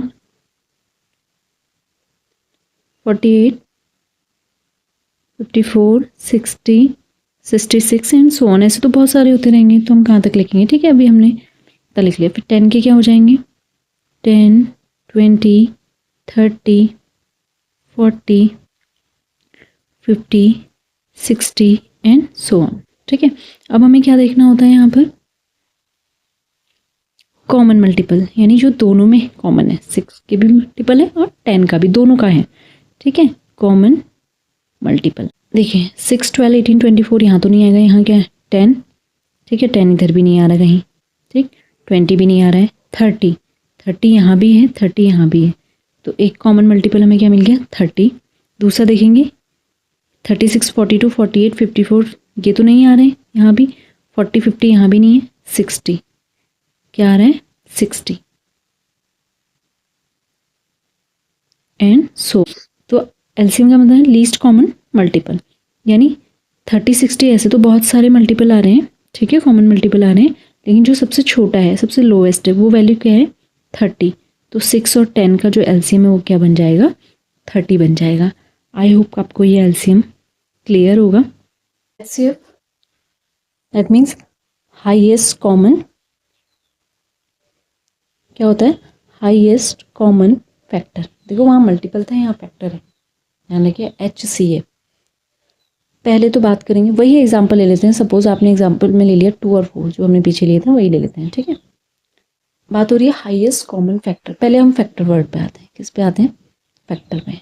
ठीक है, फैक्टर का मतलब है इस 2 में किस किस नंबर से डिवाइड जाता है, कंप्लीट डिवाइड जाता है। ठीक है, 2 में किस किस का डिवाइड जाता है, 1 का भी जाता है और 2 का भी जाता है, कंप्लीट डिवाइड जाएगा। ऐसी 4 में 4 के फैक्टर कौन कौन से हैं, यानी 4 को कौन कौन से नंबर डिवाइड करते हैं 1, 2 एंड 4। ठीक है, इस तरह से। अब क्या होगा, देखो ये हमने निकाले, इसके बाद एक वर्ड आता है कॉमन। कॉमन का मतलब है CF, कॉमन फैक्टर। क्या निकाल लिया हमने कॉमन फैक्टर। कॉमन फैक्टर देखो क्या क्या आ रहा है 1, 1, 2, 2, यानी कॉमन फैक्टर 1 भी है यहाँ पे और 2 भी है। ठीक है, जो दोनों में आ रहे हैं, जो दोनों के फैक्टर, जो दोनों नंबरों को डिवाइड करता है, 2 को भी 4 को भी। तो 1 भी डिवाइड करता है 2 को 4 को, और 2 भी डिवाइड करता है 2 और 4 को। तो ये कॉमन फैक्टर निकल के आ गए। ठीक है, अब यहाँ पे एक वर्ड आया highest common factor. Highest common factor, तो आप देखो ना कॉमन फैक्टर में हाईएस्ट कौन है, बड़ा कौन है 2 बड़ा है। कौन बड़ा है 2, तो इसका मतलब 2 और 4 का HCF क्या बन जाएगा 2 बन जाएगा। तो ये HCF का मीनिंग पहले पता होना चाहिए ना, कि हम निकालना तो हमें सभी को आता है। कि HCF निकालने का एक मेथड आपने प्राइम फैक्टराइजेशन मेथड सीखा होगा, और दूसरा डिवाइड वाला मेथड भी सीखा होगा। डिवाइड करके हम पता कर लेते हैं कि इसका HCF 2 और 4 का HCF क्या आएगा। ठीक है, ये तो हम ठीक है, ये तो हम मेथड जानते हैं कि कैसे निकालना है, लेकिन इनकी जो डेफिनेशन है या इन वर्ड्स से ही हमें पता चलता है कि हाईएस्ट कॉमन फैक्टर इसे क्यों कहा गया ना। तो ये ध्यान रहेगा आपको, आई होप ये समझ में आया होगा। एक एग्जांपल और समझ लेते हैं इससे रिलेटेड। जैसे एक एग्जांपल हमने ले लिया, सपोज 3 एंड 7। ठीक है, तो वही पहले फैक्टर देखते हैं। 3 का फैक्टर क्या होगा 1 भी होगा 3 भी होगा। 7 का फैक्टर क्या होगा 1 एंड 7। ठीक है, अब देखते हैं हम कॉमन फैक्टर। कॉमन फैक्टर क्या है दोनों में 1 है, दोनों में कॉमन 1 का ही डिवाइड जा रहा है। ठीक है, इसके अलावा तो कोई है नहीं। हाईएस्ट कॉमन फैक्टर आपको पता है, यहाँ तो कॉमन फैक्टर ही 1 है, एक ही तो आ रहा है, तो यही हमारा HCF भी बन जाएगा। तो इसका HCF क्या है 1 है। प्राइम फैक्टराइजेशन मेथड से कैसे LCM और HCF फाइंड करेंगे, देखिए एक एग्जांपल से समझते हैं। सपोज हमने एक नंबर ले लिया 12, ठीक है, और दूसरा नंबर हमने लिया 18।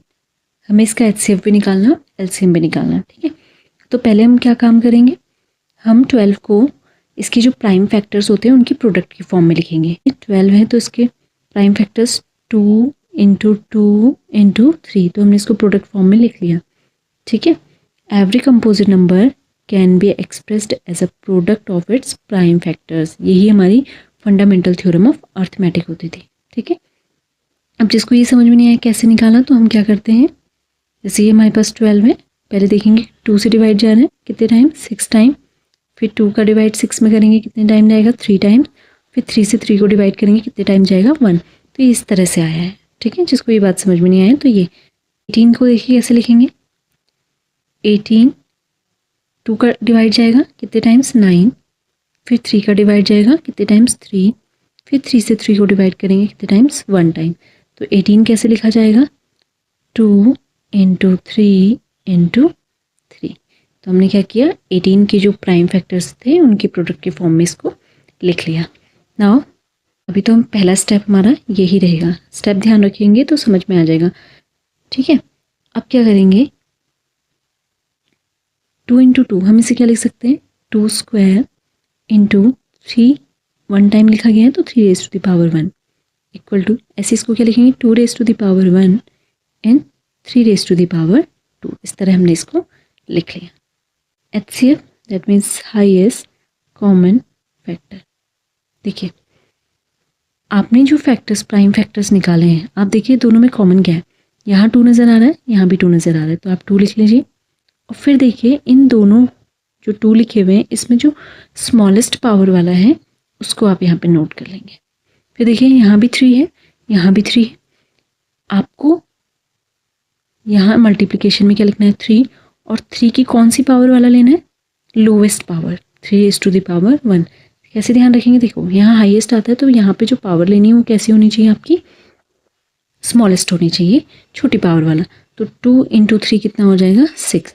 तो जो HCF है 12 और 18 का, HCF ऑफ 12 एंड 18 इज 6। ये हमारा निकल के आ गया। ठीक है, और जिसको ये बात समझ में नहीं आई वो ऐसे भी देख सकते हैं। देखिए आप देखो 12 और 18 में क्या कॉमन है, यहाँ भी 2 है, यहाँ भी 2 है, तो इन दोनों 2 में से कॉमन एक 2 लिख लेंगे, वो हमने लिख लिया। ठीक है, अब देखो ये 2 है बट यहाँ 2 नहीं है, छोड़ देंगे। यहाँ 3 है, यहाँ भी 3 है, तो दोनों में क्या कॉमन है 3 भी कॉमन है, तो हमने एक 3 यहाँ लिख दिया। तो क्या आ गया 2 इंटू 3 6, ऐसे भी समझ सकते हैं। ठीक है, और ये हमने पावर की फॉर्म में भी जान लिया कि कैसे। तो कैसे लिखेंगे, जो भी कॉमन फैक्टर हैं उनकी जो लोएस्ट या स्मॉलेस्ट पावर होती है उसके प्रोडक्ट के फॉर्म में आप लिख लेंगे। ठीक है, ये है HCF। नाउ द LCM यानी लोएस्ट कॉमन मल्टीपल। इसमें भी हम क्या करेंगे, देखिए यहाँ भी 2 नज़र आ रहा है, यहाँ भी 2 नज़र आ रहा है, 2 लिखेंगे। और इन दोनों में जो हाईएस्ट पावर है, देखिए वहाँ HCF में स्मॉलेस्ट पावर वाला ले लेते हैं, और LCM में क्या लिखेंगे हम 2 रेज टू द पावर 2, यानी वो जो भी आप प्राइम फैक्टर्स यहाँ लिख रहे हैं उसकी हाईएस्ट पावर लेनी है। ठीक है, इनटू यहाँ देखिए यहाँ 3 है, यहाँ भी 3 है, इन दोनों 3 में जो हाईएस्ट पावर है वो आप लिखेंगे 3 स्क्वायर। देखिए लोएस्ट लिखे तो यहाँ पे लीस्ट है ना, लीस्ट कॉमन मल्टीपल, तो आपको पावर कौन सी लेनी है हाईएस्ट ले लेंगे। तो कितना हो गया, देखो 2 रेज टू द पावर 2 का मतलब कितना हो गया 4, इंटू 3 स्क्वायर का मतलब कितना हो गया 9, तो ये कितना हो गया 36। तो LCM क्या आ जाएगा इसका 36।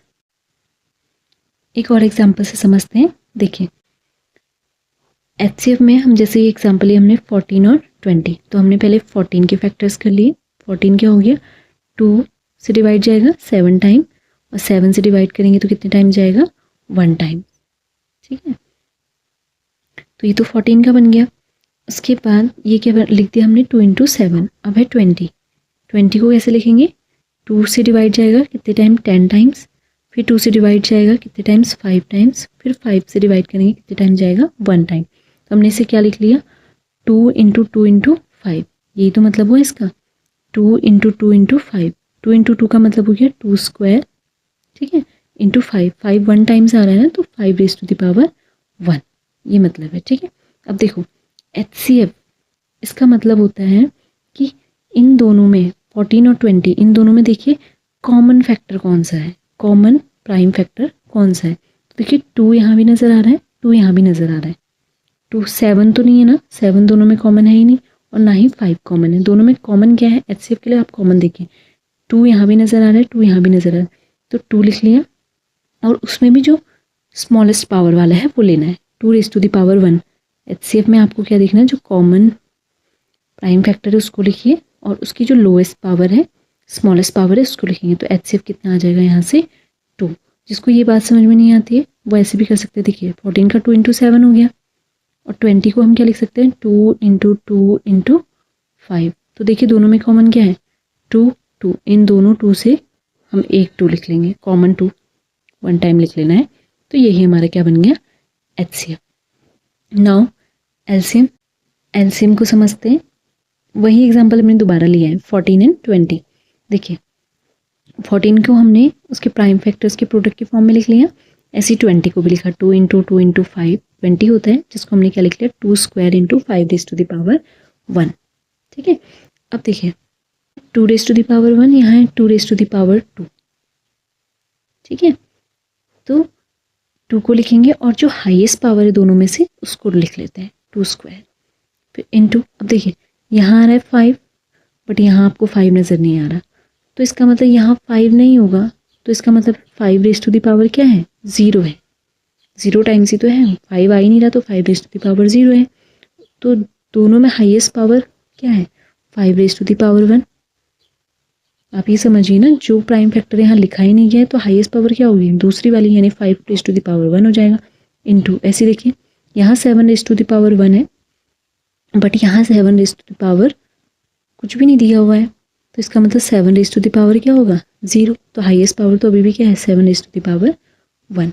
2 स्क्वायर का मतलब क्या है, 4 इंटू 5 इंटू 7, तो कितना आ गया, 4 5 जो कितना होता है 20, और 20 की मल्टीप्लाई 7 से करेंगे तो क्या आएगा 140। तो ये हमारा क्या बन जाएगा, एलसीएम बन जाएगा।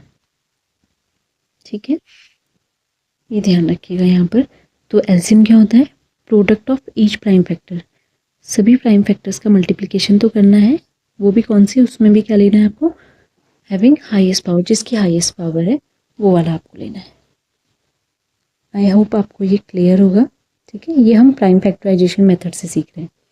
वहीं अगर हमें डिवीज़न मेथड कहा होता वो भी समझ लीजिए, अगर आपको क्या कहा होता, डिवीज़न मेथड से निकालिए, ये तो हमने प्राइम फैक्टराइजेशन मेथड यूज़ करा, जैसे वही 14 और 20, डिवीज़न में हम दोनों को एक साथ लिख के डिवाइड मेथड यूज़ करते हैं। ठीक है, अब देखिए डिवीज़न मेथड में 14 को डिवाइड, आप ऐसा नंबर लीजिए जो 14 को भी डिवाइड करता है 20 को भी। ठीक है, वो है 2, 7 जा 14, 2 10 जा 20।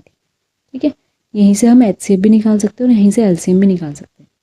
ठीक है, ये आपके कॉम्पिटिटिव एग्जाम्स हैं उसमें भी हेल्पफुल होता है। देखिए अब एचसीएफ कैसा, देखो 7 और 10 में डिवाइड करना है, तो 7 और 10 में क्या कोई ऐसा नंबर है जो दोनों को डिवाइड करता है, नहीं ना, ऐसा कोई नंबर नहीं है। तो 14 और 20 इन दोनों को डिवाइड करने वाला नंबर कौन था, 2, यानी 2 कॉमन है दोनों में, जो 14 को भी डिवाइड करता है 20 को भी। तो एचसीएफ क्या आ गया, यहाँ से 2 बन गया, एचसीएफ क्या आया 2। ठीक है, ये ध्यान रखिए। अब देखिए अब आगे भी डिवाइड करेंगे तो क्या आएगा, 7 है, ये 10 है, 10 में तो 2 का डिवाइड जाता है, तो आप आगे करिए, 7 को ऐसे लिखेंगे, 2 का डिवाइड 10 में देंगे तो कितने टाइम्स जाएगा, 5 टाइम्स जाए, तो 5 से डिवाइड करेंगे, अब 7 को ऐसे 5 बन जा 5, फिर 7 से 7 बन जा 7, आप यहाँ पे भी छोड़ सकते थे, मल्टीप्लाई कर लेंगे बाद में। तो एलसीएम क्या होता है, इन सब का प्रोडक्ट कर दीजिए जो प्राइम फैक्टर्स आए, 2 की मल्टीप्लाई 2 से करेंगे क्या आएगा 4, 4 की मल्टीप्लाई 5 से करिए 20, और 20 की मल्टीप्लाई 7 से करिए कितना आएगा 140। तो ये डिवीज़न मेथड होता है। ठीक है, तो ये हमने डिवीज़न मेथड से क्या निकाल लिया, एलसीएम फाइंड कर लिया। ठीक है, और डिवीज़न मेथड से एचसीएफ भी सीखा होगा आपने, इस तरह से जैसे 14 और 20 ले लेते हैं, 14 से डिवाइड करेंगे 20 को। ठीक है, कितने टाइम जाएगा 1, ये डिवाइड किया, 20 में से 14 माइनस करेंगे तो क्या आएगा 6, फिर 6 से फिर 14 को जो यहाँ लिखा है ना, यहाँ डिवाइड करना होता है।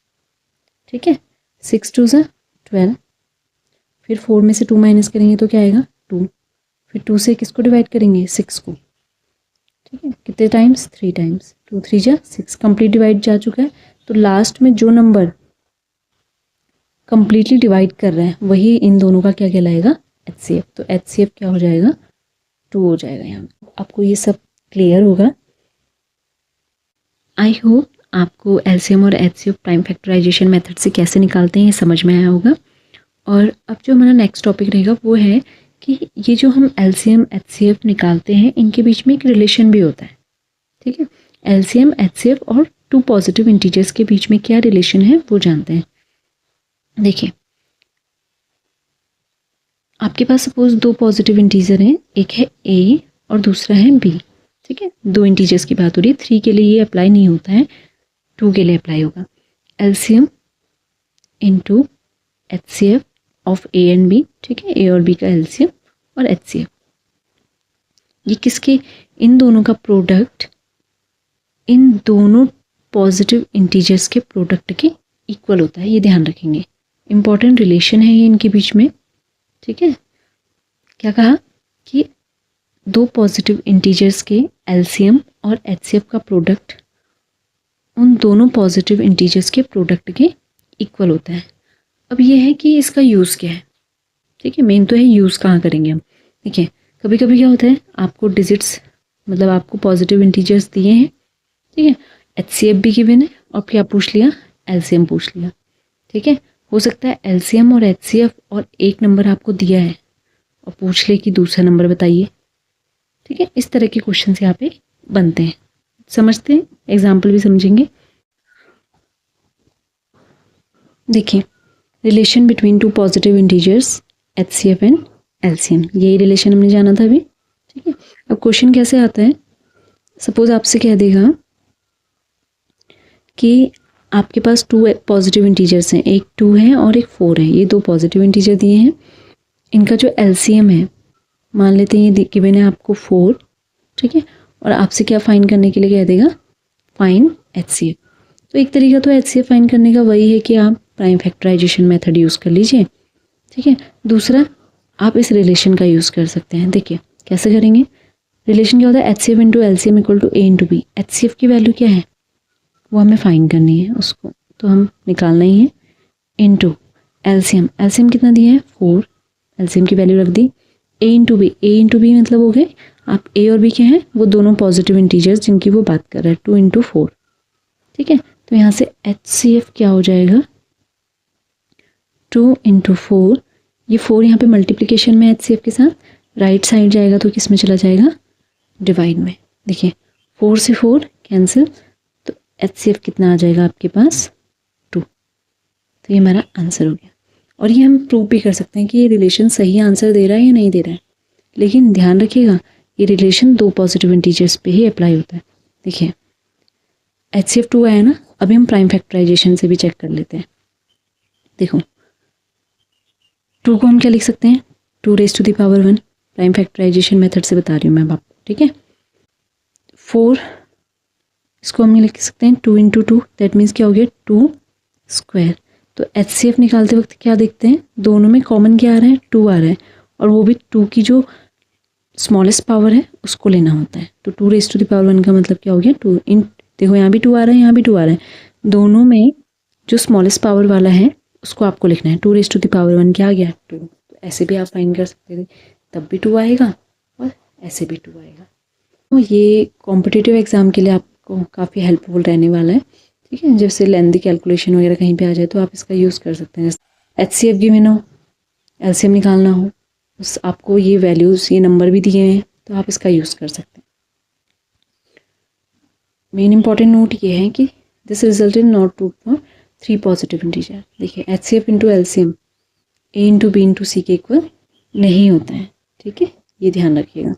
वो किसके लिए पढ़ते हैं हम, 2 पॉजिटिव इंटीजर्स के लिए। एक्सरसाइज स्टार्ट करेंगे, एक्सरसाइज 1.1। देखिए इसका फर्स्ट क्वेश्चन क्या है, express each number as a product of its prime factor. Number को उसके जो भी प्राइम फैक्टर्स आएंगे उनके प्रोडक्ट की फॉर्म में लिखना है, ओके। जैसे पहला क्वेश्चन है हमारा 140, किसको लिखना है हमें, 140 को। 140 is a composite number and we know from the fundamental theorem of arithmetic every composite number can be expressed as a product of its primes. यानी आप क्या कर सकते हैं, कोई भी कंपोजिट नंबर है उसको उसके प्राइम फैक्टर्स के प्रोडक्ट की फॉर्म में लिख सकते हैं। देखिए 140 को कैसे लिखा है, मतलब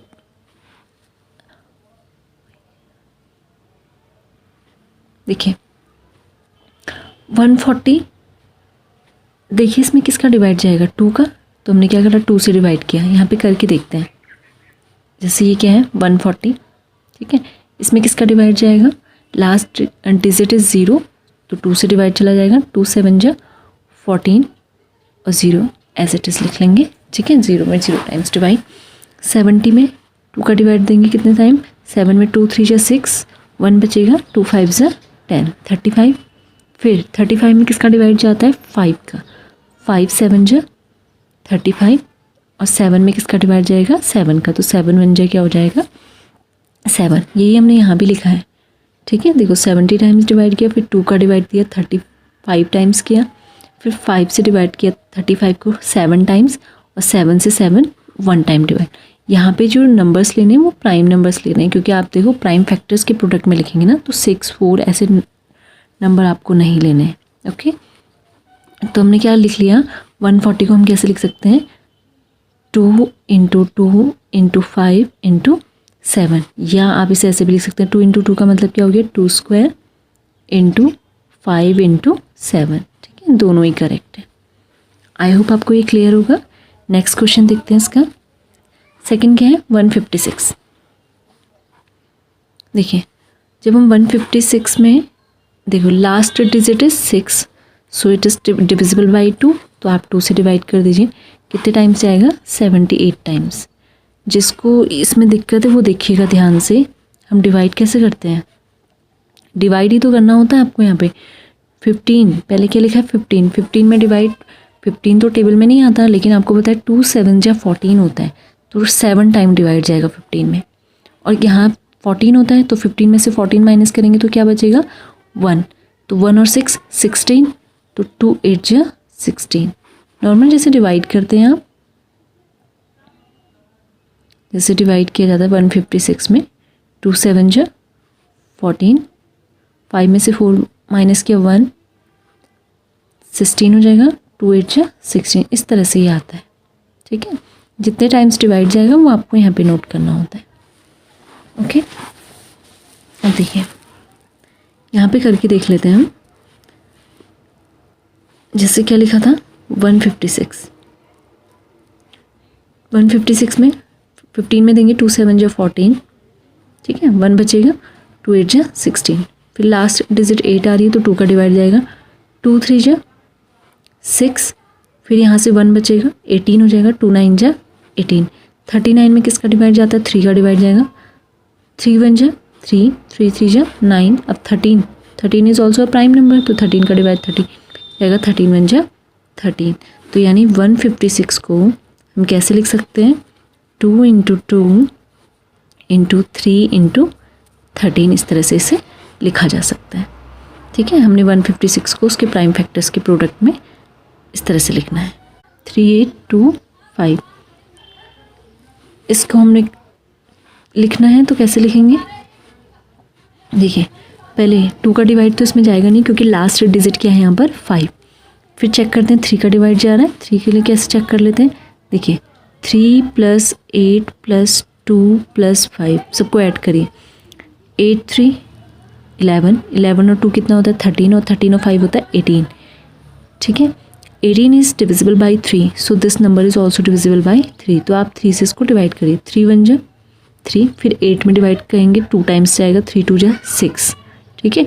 8 में से 6 माइनस करिए, कितना आ जाएगा 2, 22 बन जाएगा, 3 7 जा 21, फिर 1 बचेगा, 22 में से 21 माइनस करेंगे तो क्या आएगा 1, लास्ट में क्या बचा 15, तो क्या आया 3 5 जा 15। अगेन चेक कर लेते हैं, 2 + 1 कितना होता है 3, 7 + 3 कितना होता है 10, 10 + 5 कितना होता है 15, यानी 15 आ रहा है, इसका मतलब this number is divisible by 3।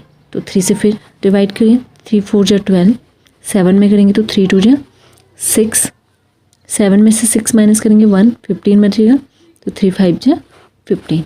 फिर देखो अब चेक करते हैं क्या 3 से डिवाइड हो रहा है ये नंबर, ये 3 से डिवाइड नहीं हो रहा।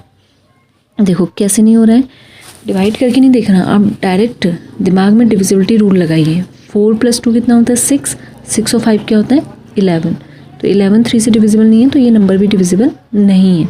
तो डिविजिबिलिटी रूल आपको काफ़ी ज़्यादा हेल्प करते हैं क्वेश्चंस को सॉल्व करने में। तो यहाँ पे सीधे डिवाइड किसका करेंगे हम 5 का, 4 का नहीं देंगे क्योंकि कंपोजिट नंबर है, ठीक है। तो 5 का डिवाइड करेंगे किस में जाएगा 42 में, 5 8 जा 40, बचेगा 2, 25, 5 5 जा 25। फिर देखिए फिर से 5 से डिवाइड जाएगा, 5 1 जा 5, 3 बचेगा, 5 7 जा 35। 17 में 17 का ही डिवाइड जाता है, 17 1 जा 17। अब देखिए तो हम इसे प्रोडक्ट फॉर्म में कैसे लिख सकते हैं, 3825 क्या बन जाएगा, 3 इंटू 3 इंटू 5 इंटू 5 इंटू 17। यहाँ हम इसे कैसे लिख सकते हैं, 3 स्क्वायर इंटू 5 स्क्वायर इंटू 17। ठीक है, आई होप आपको ये क्लियर होगा। देख लीजिए एक बार, हमने यहाँ पे किया है ये, वही हो गया। 3825 में डिवाइड जाएगा कितने टाइम, 3 का 1275 टाइम्स। फिर 3 से फिर डिवाइड करेंगे, 425 टाइम्स डिवाइड। फिर 5 से डिवाइड करेंगे, 85 टाइम्स जाएगा। फिर 5 से डिवाइड करेंगे तो 17, और 17 बन जा 17। प्रोडक्ट फॉर्म में हमने इसे कैसे लिख लिया, 3 इंटू 3 इंटू 5 इंटू 5 इंटू 17। तो इस तरह से ही बन जाएगा। तो ये रिप्रेजेंट करने का तरीका। फोर्थ क्वेश्चन देखते हैं। देखिए क्या लिखा है, 5005। 2 का डिवाइड भी नहीं जाता है और इसमें 3 का डिवाइड भी जाएगा। स्टार्ट कहाँ से करेंगे, 5 से। 5 का डिवाइड 505 में कितने टाइम चला गया, 1001 टाइम। फिर 7 से डिवाइड करेंगे 1001 को, कितने टाइम्स डिवाइड जाएगा, 143। देखिए ना ऐसे 1001। 7 से डिवाइड करेंगे तो क्या आएगा, 7 1 जा 7। 10 में से 7 माइनस करा 3, तो उसे नोट करेंगे क्या आएगा, 30। 7 4 जा 28। 10 में से 8 माइनस किया 2, ऊपर 1 लिखा है, 1 को नोट कर लेंगे। लास्ट में 7 3 जा 21। कंप्लीट डिवाइड चला गया तो 143 यहाँ पर आ गया है। अब किसका डिवाइड जाएगा 143 में, 11 का डिवाइड जाएगा। 11 से पहले 14 को डिवाइड करेंगे 1 टाइम, 11 1 जा 11, 3 बचेगा 33। 11 3 जा 33। फिर 13 से 13 को डिवाइड करेंगे कितने टाइम्स, 1 टाइम्स। तो इस तरह से हम इसे कैसे लिख सकते हैं, 5 इंटू 7 इंटू 11 इंटू 13। तो हमने क्या किया, कंपोजिट नंबर को उसके प्राइम फैक्टर्स के प्रोडक्ट की फॉर्म में लिख लिया। 7429 ऐसी है, इसमें भी चेक करेंगे 2 का डिवाइड भी नहीं जाएगा, 3 का भी नहीं जा रहा, सीधे इसमें डिवाइड किससे जा रहा है, 17 से। 17 इज़ अ प्राइम नंबर। 17 से डिवाइड करेंगे 7429 को, कितने टाइम जाएगा, 437 टाइम। ठीक है, फिर किसका डिवाइड जा रहा है, 19 का। 19 से डिवाइड करेंगे तो कितना आएगा, 23। और लास्ट में 23 तो प्राइम है, इसमें और कोई नंबर तो है नहीं जो 23 को डिवाइड करता है, तो 23 से 23 को डिवाइड करेंगे 1 टाइम। तो हमने क्या किया, 7429 को उसके प्राइम फैक्टर्स के फॉर्म में लिख लिया। इंपॉर्टेंट क्वेश्चन भी हो जाता है ये, ठीक है, इसको ध्यान रखिएगा थोड़ा। सेकंड क्वेश्चन देखते हैं, find the LCM and HCF. आपको एलसीएम भी निकालना है, HCF of the following pairs of integers and verify that LCM into HCF equal to product of the two numbers. LCM और एचसीएफ का जो प्रोडक्ट होता है वो दोनों नंबर्स के प्रोडक्ट के क्या होता है, इक्वल होता है। ये आपको वेरीफाई भी करना है यहाँ पर। तो पहला काम हमारा क्या है, एलसीएम एचसीएफ निकालना। देखिए क्वेश्चन देखिए, फर्स्ट क्वेश्चन क्या लिखा है, 26 एंड 91 है। 2 नंबर आपको, ये ए दिया हुआ है और ये बी है एक्चुअल में देखा जाए तो। ठीक है, 26 और 91 को हम क्या लिख सकते हैं, 2 इंटू 13, और 91 को क्या लिखेंगे, 7 इंटू 13। 2 को ऐसे निकाला हमने, 2 से 26 को डिवाइड किया 13 टाइम्स, 13 से 13 को डिवाइड करा 1 टाइम। फिर 91 में डिवाइड करेंगे, 7 से डिवाइड जाएगा 13 टाइम्स, 13 1 जा 13। तो इस तरह से हमने 26 और 91 को उसके प्राइम फैक्टर्स के प्रोडक्ट में लिखा। अब एचसीएफ ध्यान दीजिएगा, एचसीएफ कैसे निकालते हैं, जो भी प्राइम फैक्टर्स आए हैं, ठीक है, उन दोनों नंबर्स के, उन दोनों में कॉमन जो प्राइम फैक्टर है वही एचसीएफ होता है। ठीक है, देखिए 2 यहाँ है बट यहाँ नीचे नहीं है, 7 नीचे बट ऊपर वाले में 26 में है नहीं, तो 13 यहाँ भी नज़र आ रहा है आपको, 13 यहाँ भी, दोनों में कॉमन क्या है, 13। तो एचसीएफ क्या आ जाएगा आपके पास, 13 हो जाएगा। नाउ एलसीएम, एलसीएम में ध्यान दीजिएगा, देखिए 2 इंटू 13 का मतलब हो गया 2 raise to the power 1, 13 raise to the power 1, power 1 ही तो है सब में। ऐसे 7 पावर 1, 13 पावर 1। ठीक है, अब एलसीएम लिखते वक्त आप देखेंगे कि दोनों नंबर्स में जो प्राइम फैक्टर्स आ रहे हैं उनको लिख लीजिए। जैसे 2 आ रहा है, 7 आ रहा है और 13 आ रहे हैं। डिफरेंट डिफरेंट प्राइम फैक्टर्स जो आ रहे हैं वो लिख लीजिए। ठीक है, वो लिखा। फिर देखिए 2 की हाईएस्ट पावर 1 है तो यहाँ भी 2 की पावर हाईएस्ट 1 रहेगी। 7 की हाईएस्ट पावर कितनी है? 1, वही हमने 7 लिख लिया। और 13 यहाँ भी है, यहाँ भी है, दोनों में हाईएस्ट पावर 1 ही है तो 13 रेज़ टू द पावर 1। तो इनको मल्टीप्लाई कीजिए, 2 × 7 14 और 14 की मल्टीप्लाई 13 से करेंगे तो क्या आएगा? 182। तो ये हमारा एलसीएम आ गया और ये हमारा एचसीएफ। ठीक है, अब दूसरा इसमें पार्ट क्या था कि हमें वेरीफाई करना है कि एलसीएम और एचसीएफ का जो प्रोडक्ट होता है वो इन दोनों नंबर यानी 26 और 91 के प्रोडक्ट के इक्वल होता है। ठीक है, आइए देखते हैं कैसे करेंगे। देखिए आपके पास एक नंबर है 26A और B, दूसरा नंबर क्या है? 91। अब क्या करना है, आप ध्यान दीजिए LHS में क्या लिखा था? LCM into HCF. एलसीएम और एचसीएफ का जो प्रोडक्ट है वो निकाल लीजिए। एलसीएम कितना आया था आपके पास? 182 और एचसीएफ कितना आया था? 13। ठीक है, इन दोनों का प्रोडक्ट करेंगे तो क्या आएगा? 2366। ये एलसीएम और एचसीएफ के प्रोडक्ट से आया। अब क्या करना होता है? इन दोनों नंबर का प्रोडक्ट करेंगे। ठीक है, 26 × 91, इन दोनों का प्रोडक्ट करेंगे तब भी क्या आ रहा है? 2366।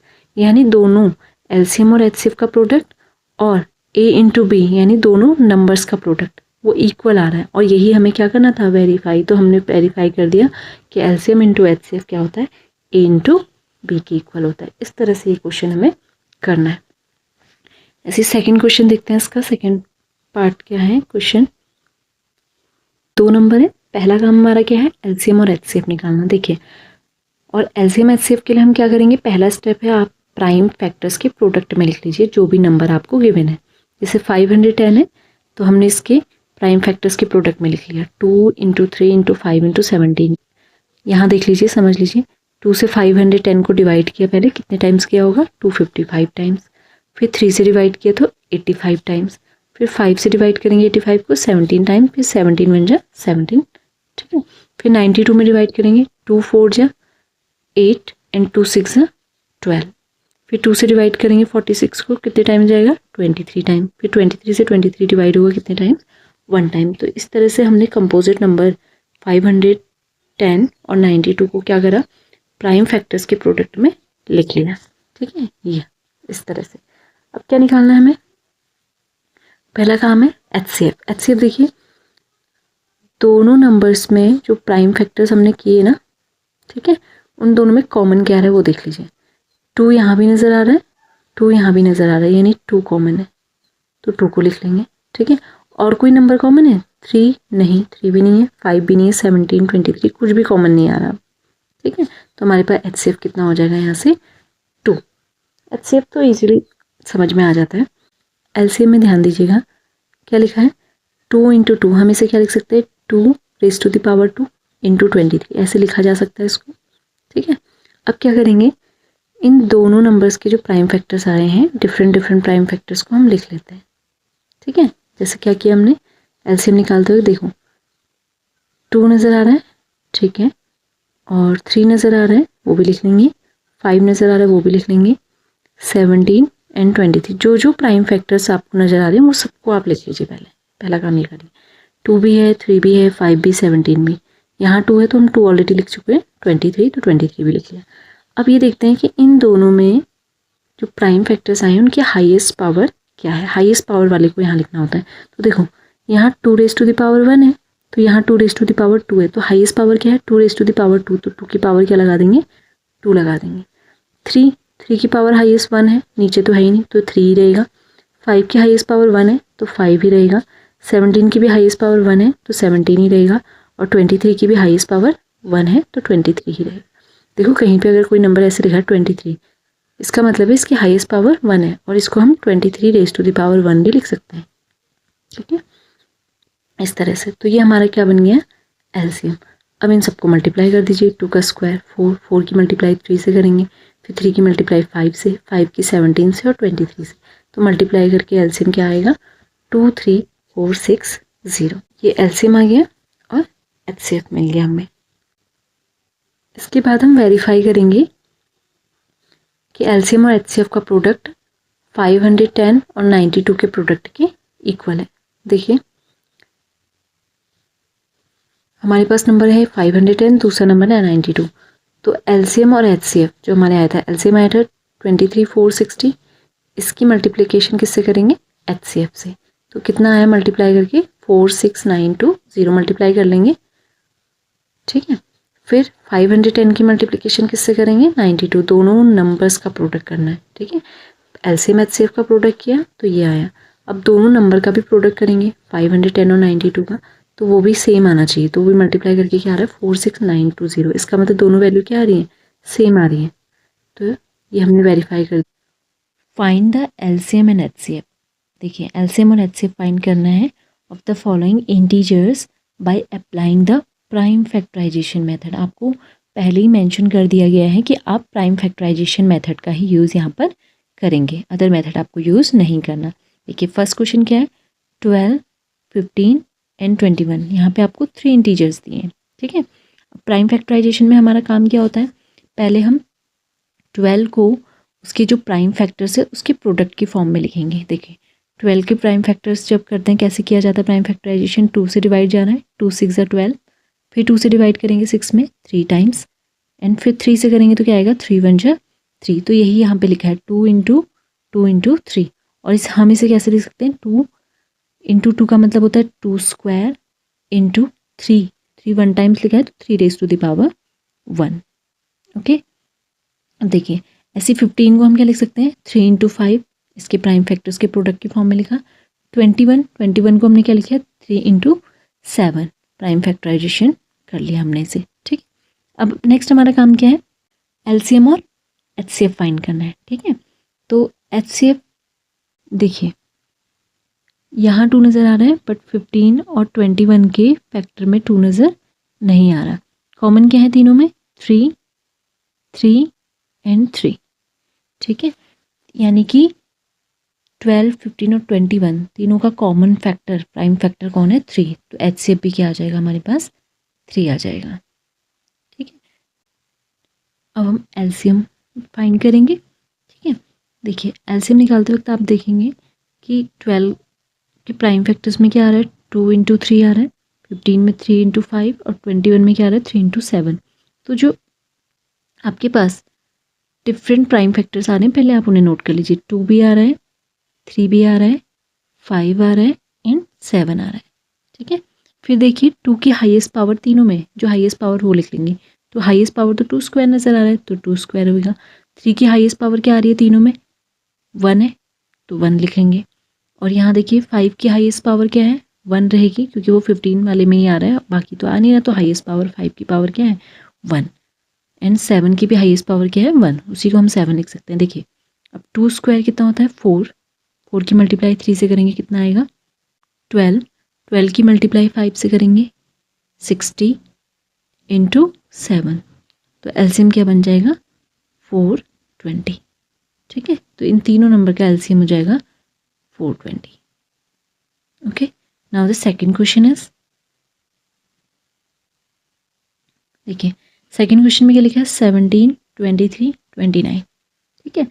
एलसीएम से फाइंड करना है। पहला काम क्या है, देखिए 17 तो ऑलरेडी एक प्राइम नंबर है, ठीक है। तो देखो 17 के जब प्राइम फैक्टर्स लेंगे तो 17 का प्राइम फैक्टराइजेशन नहीं है तो 17 ही आएगा। ऐसी 23 का 23, 29 के लिए 29, ठीक है। अब देखिए एच से ध्यान दीजिएगा, यहाँ पे आपको कुछ भी कॉमन नज़र नहीं आ रहा है ना, तो इसका मतलब अगर कुछ भी आपको यहाँ कॉमन नज़र नहीं आ रहा, दैट मीन्स इन तीनों नंबर्स का जो एचसीएफ होगा हाईएस्ट कॉमन फैक्टर वो 1 होगा। यहाँ एचसीएफ क्या होगा, 1 होगा, ठीक है। एक बात और समझ लीजिए, यहाँ पर ये को प्राइम नंबर्स होते हैं, आप डायरेक्ट भी यहाँ पे आंसर कर सकते हैं। पता है अगर जैसे 1 मार्क्स में क्वेश्चन बन जाते हैं ना, तो वहाँ हमें इतना लेंदी मेथड यूज़ करने की ज़रूरत नहीं। आप क्या करें, क्वेश्चन देखिए 17 आ रहा है, 23 आ रहा है, 29 आ रहा है, ये तीनों क्या है, एक दूसरे के कोप्राइम है। क्या है, कोप्राइम, ठीक है। और जो भी नंबर्स कोप्राइम होते हैं ना, उनका एचसीएफ क्या आता है, ऑलवेज 1 आएगा। अब बात आ रही है कि कोप्राइम क्या होते हैं, ठीक है। एग्जाम्पल से ही समझते हैं। जैसे आपके पास एक नंबर है 2, ठीक है, और मान लेते हैं दूसरा नंबर हमने ले लिया 5, ठीक है। 2 के फैक्टर क्या होते हैं? 1 एंड 2, और 5 के फैक्टर क्या होंगे? 1 एंड 5। अगर आप देखो तो इन दोनों में कॉमन फैक्टर क्या है? दोनों का कॉमन फैक्टर क्या है? 1, यानी 1 ऐसा नंबर है जो 2 को भी डिवाइड करेगा और 5 को भी डिवाइड। तो इसका इनका एचसीएफ क्या आ गया यहाँ से? 1। एचसीएफ क्या आ गया? 1। तो ये नंबर्स क्या कहलाएंगे? कोप्राइम। तो यहाँ से क्या समझ में आ रहा है कि ऐसे नंबर्स जिनका कोई भी कॉमन फैक्टर नहीं होता 1 के अलावा, मतलब उनका सिर्फ एक ही कॉमन फैक्टर है और वो भी कौन है? 1। तो ऐसे नंबर क्या कहलाते हैं?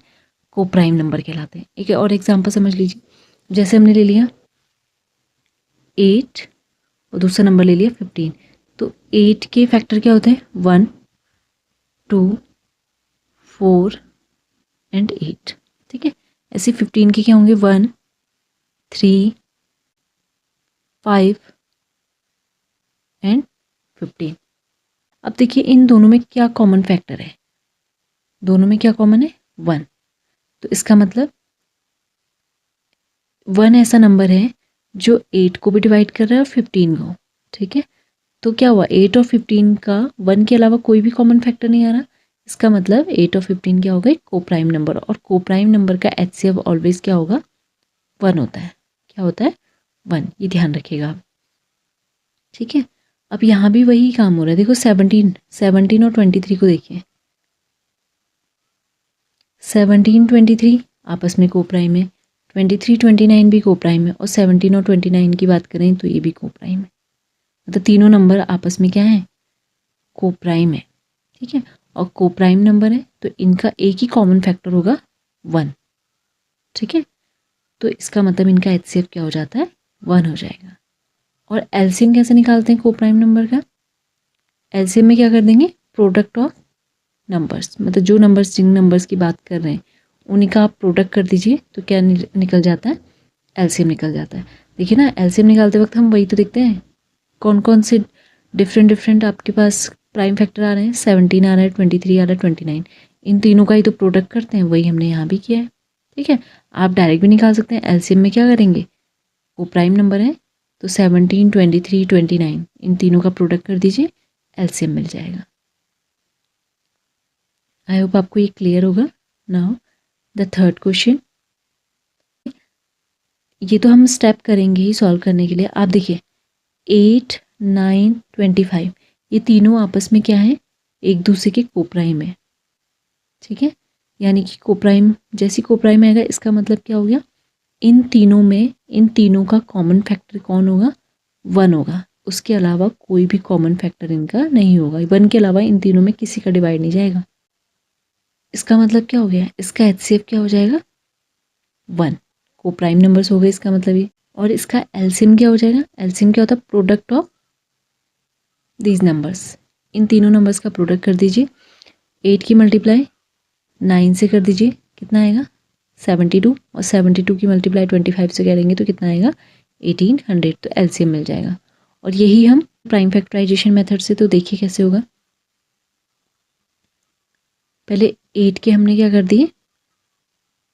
प्राइम फैक्टर्स करके उसको 2 4 जा 8, 2 2 जा 4, 2 1 जा 2, तो 2 into 2 into 2 that means 2 cube. 9 को क्या लिख सकते हैं? 3 इंटू 3 दैट मीन्स 3 स्क्वायर। 25 को क्या लिख सकते हैं? 5 इंटू 5 5 स्क्वायर। हमने सबका प्राइम फैक्टराइजेशन कर लिया। अब देखिए कुछ भी कॉमन नज़र नहीं आ रहा, कुछ भी कॉमन नहीं है, that means there is only 1 common factor, that is 1। एक ही कॉमन फैक्टर है, वो भी कौन है? 1, ठीक है। तो एचसीएफ 1 हो जाएगा। और एलसीएम कैसे निकालते हैं? देखिए एलसीएम में क्या करेंगे? 2 आ रहा है, 3 आ रहा है, 5 आ रहा है, तीनों एलसीएम के लिए क्या करेंगे?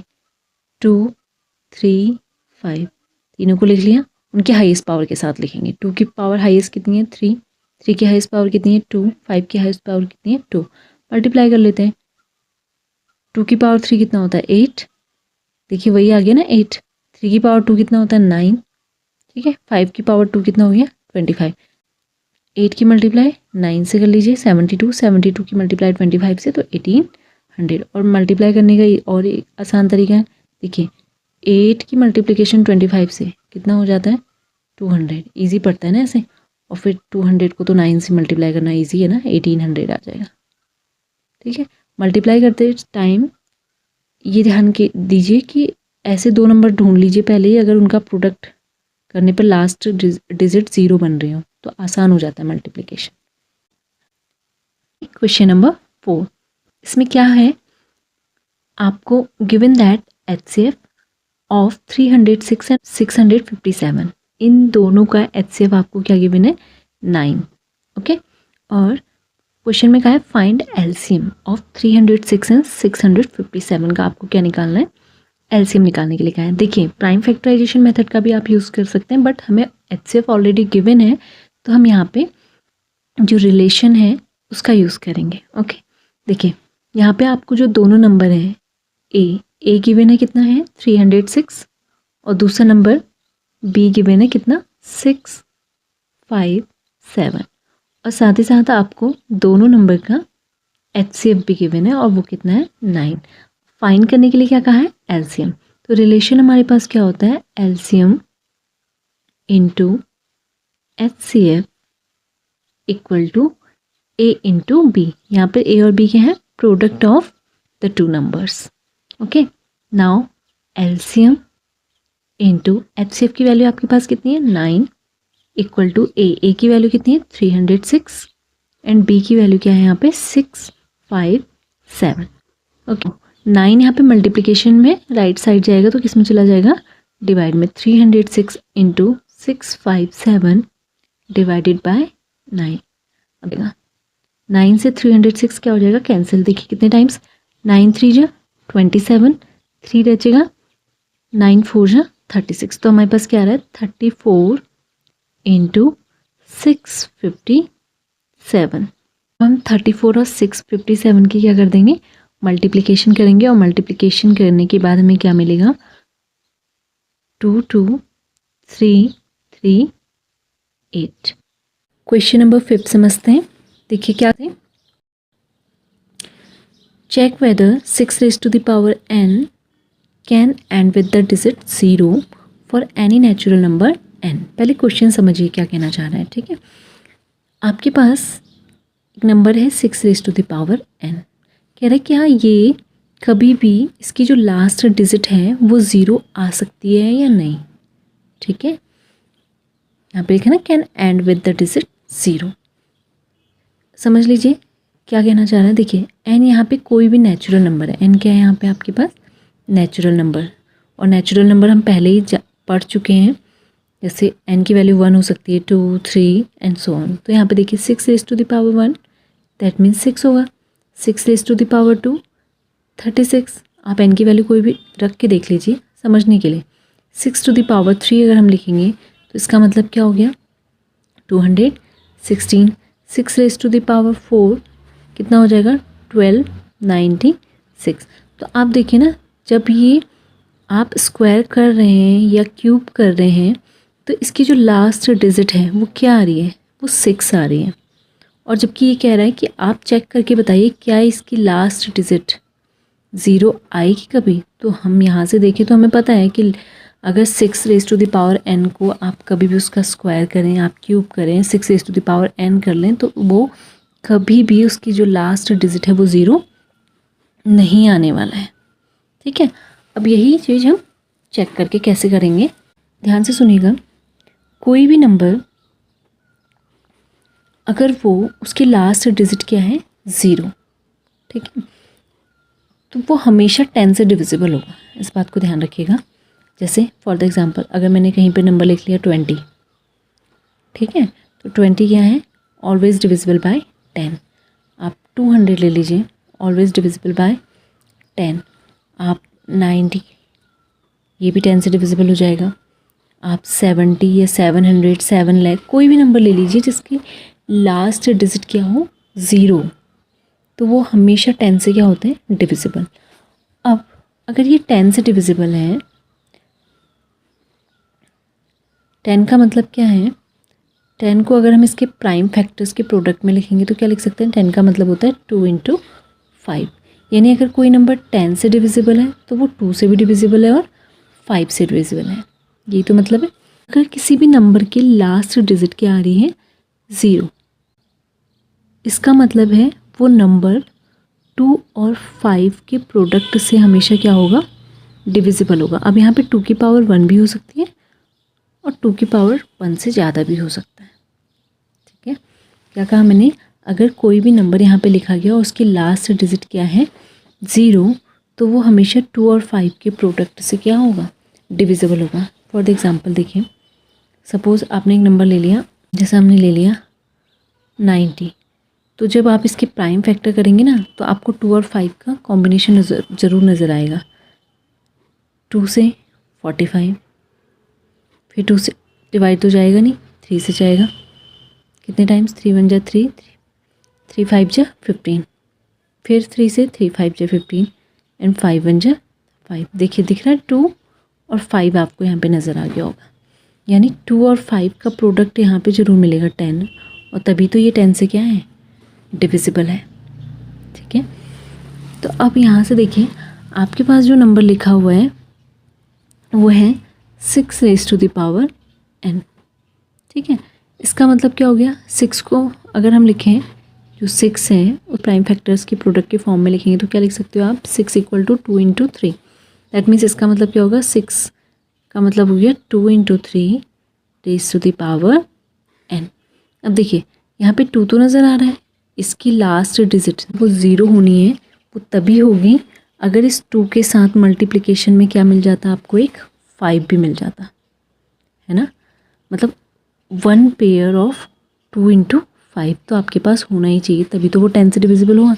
एटलीस्ट एक पेयर तो मिले, इससे ज़्यादा पेयर भी मिल सकते हैं, बट एक पेयर आपके पास होना ही चाहिए। लेकिन यहाँ 2 तो नज़र आ रहा है बट 5 नज़र नहीं आ रहा है। ओके, तो इसका मतलब क्या हो गया, 6 raise to the power cannot end with the digit 0। तो हम लिखेंगे किस तरह से इसे, आप ये लिख सकते हैं यहाँ पर, if a number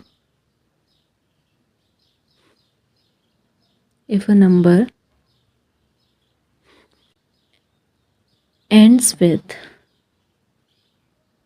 0, then it should be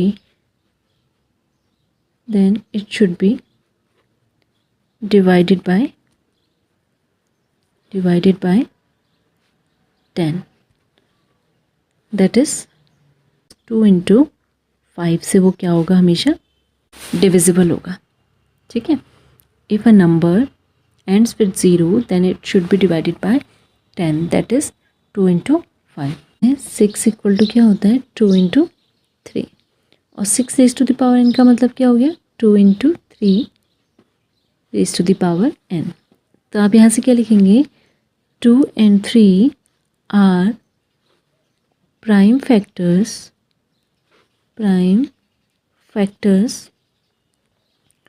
of 6 and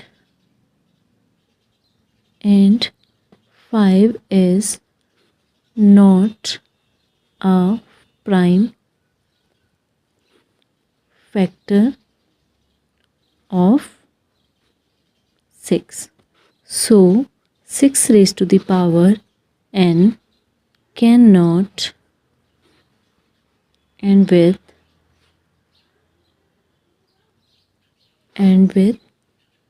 the digit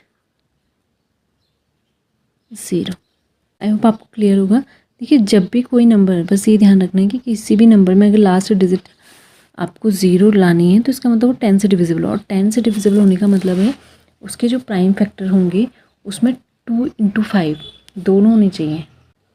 I hope आपको ये क्लियर होगा। क्वेश्चन नंबर 6 देखते हैं।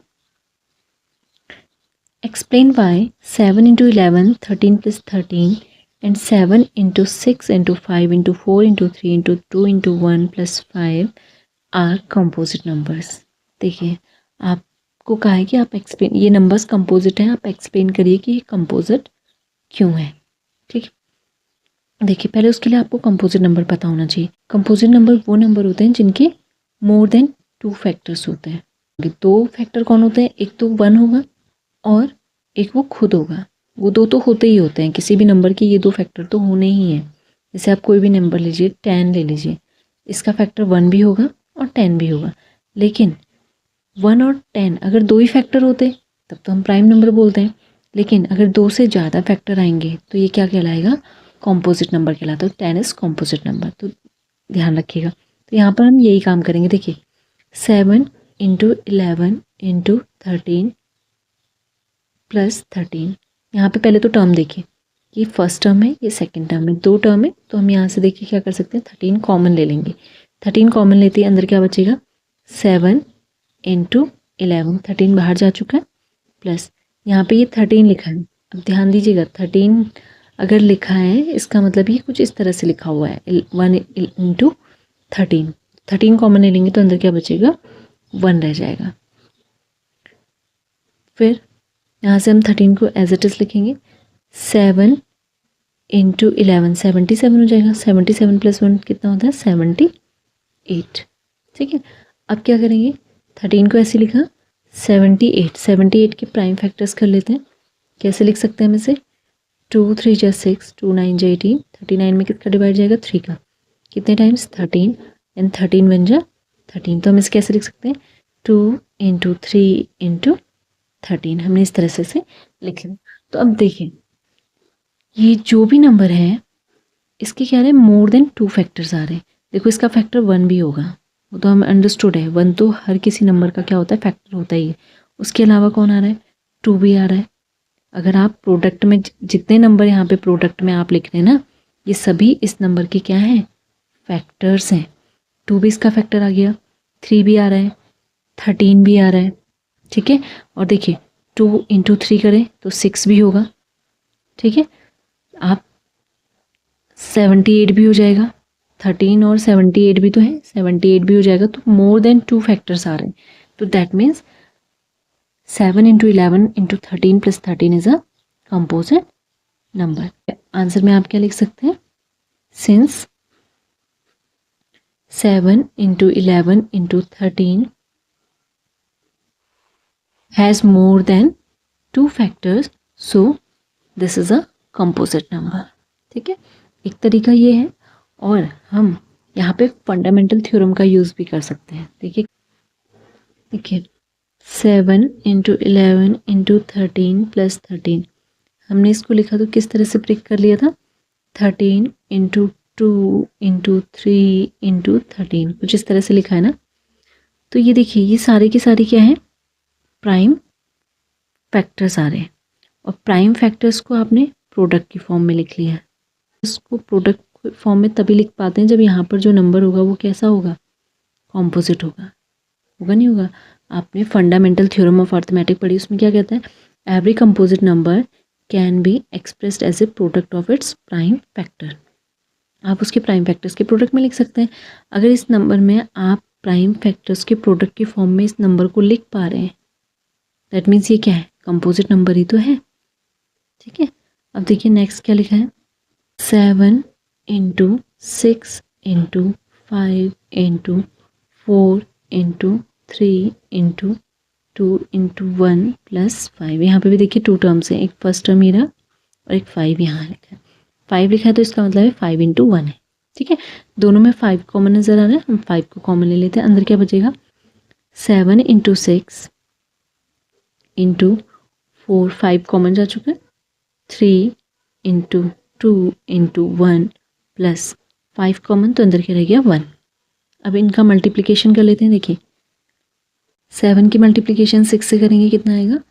7 6 42, 42 की मल्टीप्लाई 4 से करेंगे तो कितना आएगा? 168। 168 की मल्टीप्लाई 3 इंटू 2, 6 से कर लीजिए। 3 2 से क्या होता है? 6। 6 से मल्टीप्लाई करेंगे जब आपका, तो ये क्या आ जाएगा? 1008 है ना, प्लस 1। फिर क्या आएगा? 5। 1008 में 1 ऐड करिए, कितना आएगा? 1009। यहाँ पे 1 भी इसका फैक्टर है, 5 भी इसका फैक्टर है। इस नंबर का फैक्टर 1 भी है, 5 भी है, और 1009 भी होगा। और इन दोनों का जो प्रोडक्ट होगा वो भी इसका फैक्टर होगा। यानी मोर देन 2 फैक्टर्स आ रहे हैं। So this is a composite number, ये कंपोजिट नंबर हो जाएगा। ओके, या आप ऐसे भी समझ सकते हैं कि ये जो नंबर लिखा था हमने, इसको हमने कैसे लिख लिया था अभी, 5 × 1009। ठीक है, तो क्या हुआ, इसके प्राइम फैक्टर्स के प्रोडक्ट में लिख लिया। प्राइम फैक्टर्स के प्रोडक्ट में आप किसे लिख सकते हैं, कंपोजिट नंबर को ही तो लिख सकते हैं। So this is a composite number. There is a circular path around a sports field. एक स्पोर्ट्स फील्ड है, उसके चारों ओर से क्या है, एक सर्कुलर पाथ है। Sonia takes 18 minutes to drive 1 round of the field while Ravi takes 12 minutes for the same. इसने कहा गया है कि सोनिया एक चक्कर लगाने में 18 मिनट और रवि उसी पाथ का चक्कर लगाने में 12 मिनट लेता है, 12 मिनट्स ले रहा है। Suppose they both start at the same point and at the same time. अब क्या कहा है कि सेम पॉइंट से स्टार्ट करते हैं और सेम टाइम में वो स्टार्ट करते हैं and go in the same direction, और सेम डायरेक्शन में ही वो जा रहे हैं। After how many minutes will they meet again at the starting point. कह रहे हैं कि वो स्टार्टिंग पॉइंट पे दोबारा कब मिलेंगे। देखिए यहाँ पर क्या एक सर्कुलर पाथ है, ठीक है, रवि और सोनिया इस सर्कुलर पाथ का चक्कर लगाते हैं। ठीक है, सपोज वो दोनों एक पॉइंट ए है, यहाँ से चलना स्टार्ट करते हैं मान लेते हैं। ठीक है, दोनों जब स्टार्ट करते हैं तो वो कह रहे हैं कि सोनिया कितना टाइम लेती है यहाँ पर 18 मिनट, और जो रवि है वो कितना टाइम ले लेता है 12 मिनट। यानी कि रवि की स्पीड ज़्यादा है इसलिए टाइम कम ले रहा है, सोनिया की स्पीड क्या है, कम, तो टाइम ज़्यादा लेगी चक्कर लगाने में। ठीक है, अब देखिए उसने कहा है कि क्वेश्चन में कि अब जब वो चक्कर लगा रहे हैं तो वो दोबारा एक दूसरे को कब मीट करेंगे, मतलब इस पॉइंट ए पर दोनों कब एक साथ पहुंचेंगे। देखिए ऐसे क्वेश्चंस में हम क्या फाइंड करते हैं, एलसीएम फाइंड करते हैं। एलसीएम क्यों फाइंड कर रहे हैं, देखिए रवि क्या करेगा, जब पहला चक्कर लगाएगा तो 12 मिनट लिए होंगे, फिर उसके बाद 24 मिनट हो जाएंगे उसको 2 चक्कर पूरा करने में, फिर 36 मिनट, जब वो तीसरा चक्कर कंप्लीट कर चुका होगा तो टोटल टाइम कितना लग गया है 36 मिनट। उसके बाद 48 मिनट, ऐसे तो लगेंगे, हर चक्कर में 12-12 मिनट लगते जा रहे हैं। ऐसे सोनिया पहला राउंड कंप्लीट करेगी तो 18 मिनट, फिर 36 मिनट बाद वो अपना सेकंड कंप्लीट करेगी और फिर 54 मिनट, यानी तीसरा राउंड कंप्लीट करने में टोटल उसको 54 मिनट लग जाएंगे। इस तरह से अगर हम देखें इन दोनों में कॉमन क्या है 36। देखिए यहाँ भी 36 आ रहा है और यहाँ भी क्या आ रहा है 36, यानी जब वो दूसरी बार एक दूसरे को मिलेंगे, जैसे पहले जब टाइमिंग स्टार्ट हुआ होगा, शुरू में जब उन्होंने स्टार्ट किया होगा तो इस पॉइंट पे होंगे तो सेम टाइम में स्टार्ट किया, उसके बाद अगेन जब वो मिलेंगे एक दूसरे को यहाँ पर पॉइंट ए पे तो कितने मिनट बाद मिलेंगे 36 मिनट बाद मिलेंगे, यानी कि तो हमने क्या फाइंड कर दिया एलसीएम। ठीक है, अब एलसीएम निकालने का हमने कौन सा मेथड सीखा है, प्राइम फैक्टराइजेशन मेथड से भी हम इसे सॉल्व कर सकते हैं। देखिए कैसे, पहले हम क्या करेंगे 18 का प्राइम फैक्टराइजेशन, 2 9 जा 18, 3 3 जा 9 एंड 3 1 जा 3। ठीक है, ऐसे ही हम 12 का कर लेंगे, क्या हो जाएगा 2 6 जा 12, 2 3 जा 6 एंड 3 1 जा 3। तो एलसीएम कैसे फाइंड करते हैं, 18 को हम क्या लिख सकते हैं 2 इंटू 3 इंटू 3 का मतलब हो गया 3 स्क्वायर, वैसे 12 को हम क्या लिख लेंगे 2 square into 3 raise to the power 1। ठीक, अब देखिए यहाँ से एलसीएम क्या निकल के आएगा, एलसीएम क्या होता है जो भी प्राइम फैक्टर्स यहाँ पर आए हैं 2 और 3 आ रहे हैं, आप 2 और 3 को लिख लीजिए मल्टीप्लिकेशन में, 2 ही प्राइम फैक्टर्स आ रहे हैं। और फिर देखिए इन दोनों में यानी 18 और 12 में 2 की हाईएस्ट पावर कितनी है स्क्वायर, 2 स्क्वायर, यहाँ 2 रेज़ टू द पावर 1 है, यहाँ 2 रेज़ टू द पावर 2 है, तो हाईएस्ट पावर क्या होगा 2 स्क्वायर। फिर यहाँ पे 3 की जो हाईएस्ट पावर क्या है स्क्वायर है, 3 square, 3 raise to the power 2। Solve करेंगे कितना आएगा 2 स्क्वायर दैट मीन्स 4, 3 का स्क्वायर कितना होता है 9, 9 4 जा 36 minute will be the answer. तो इस तरह से हम फाइंड करते हैं। तो यही क्या है, एप्लीकेशन भी है किसका, एलसीएम एचसीएफ का। ठीक है, ध्यान रखिएगा। Now the next question is two alarm clocks ringing their alarms at regular intervals of 72 seconds and 50 seconds। यहाँ पे एक बात की गई कि दो अलार्म क्लॉक है, ठीक है, और वो दोनों क्या करते हैं, रेगुलर इंटरवल पे क्या करते हैं, रिंग करते हैं, बजते हैं। पहला अलार्म क्लॉक जो होगा वो 72 सेकेंड्स और दूसरा वाला क्या है 50 सेकेंड्स के बाद बज जाता है। If they beep together at noon, कह रहे कि ये एट नून का मतलब है 12 बजे दिन में ये क्या करता है, एक साथ बजते हैं। ठीक है, at what time will they beep again for the first time. 12 बजे ये दोनों एक साथ बजना शुरू करते हैं। उसके बाद क्या होगा, जो पहला अलार्म क्लॉक है फर्स्ट वाला वो 72 सेकेंड्स के बाद बजेगा। ठीक है, और वहीं जो सेकंड वाला है वो 50 सेकेंड्स के बच जाएगा। तो इसका मतलब क्या है, ये पहले बज रहा है, ये बाद में बज रहा है। तो ऐसे ही जब ये बजते रहेंगे तो ये कह रहा है at what time they will they beep again for the first time.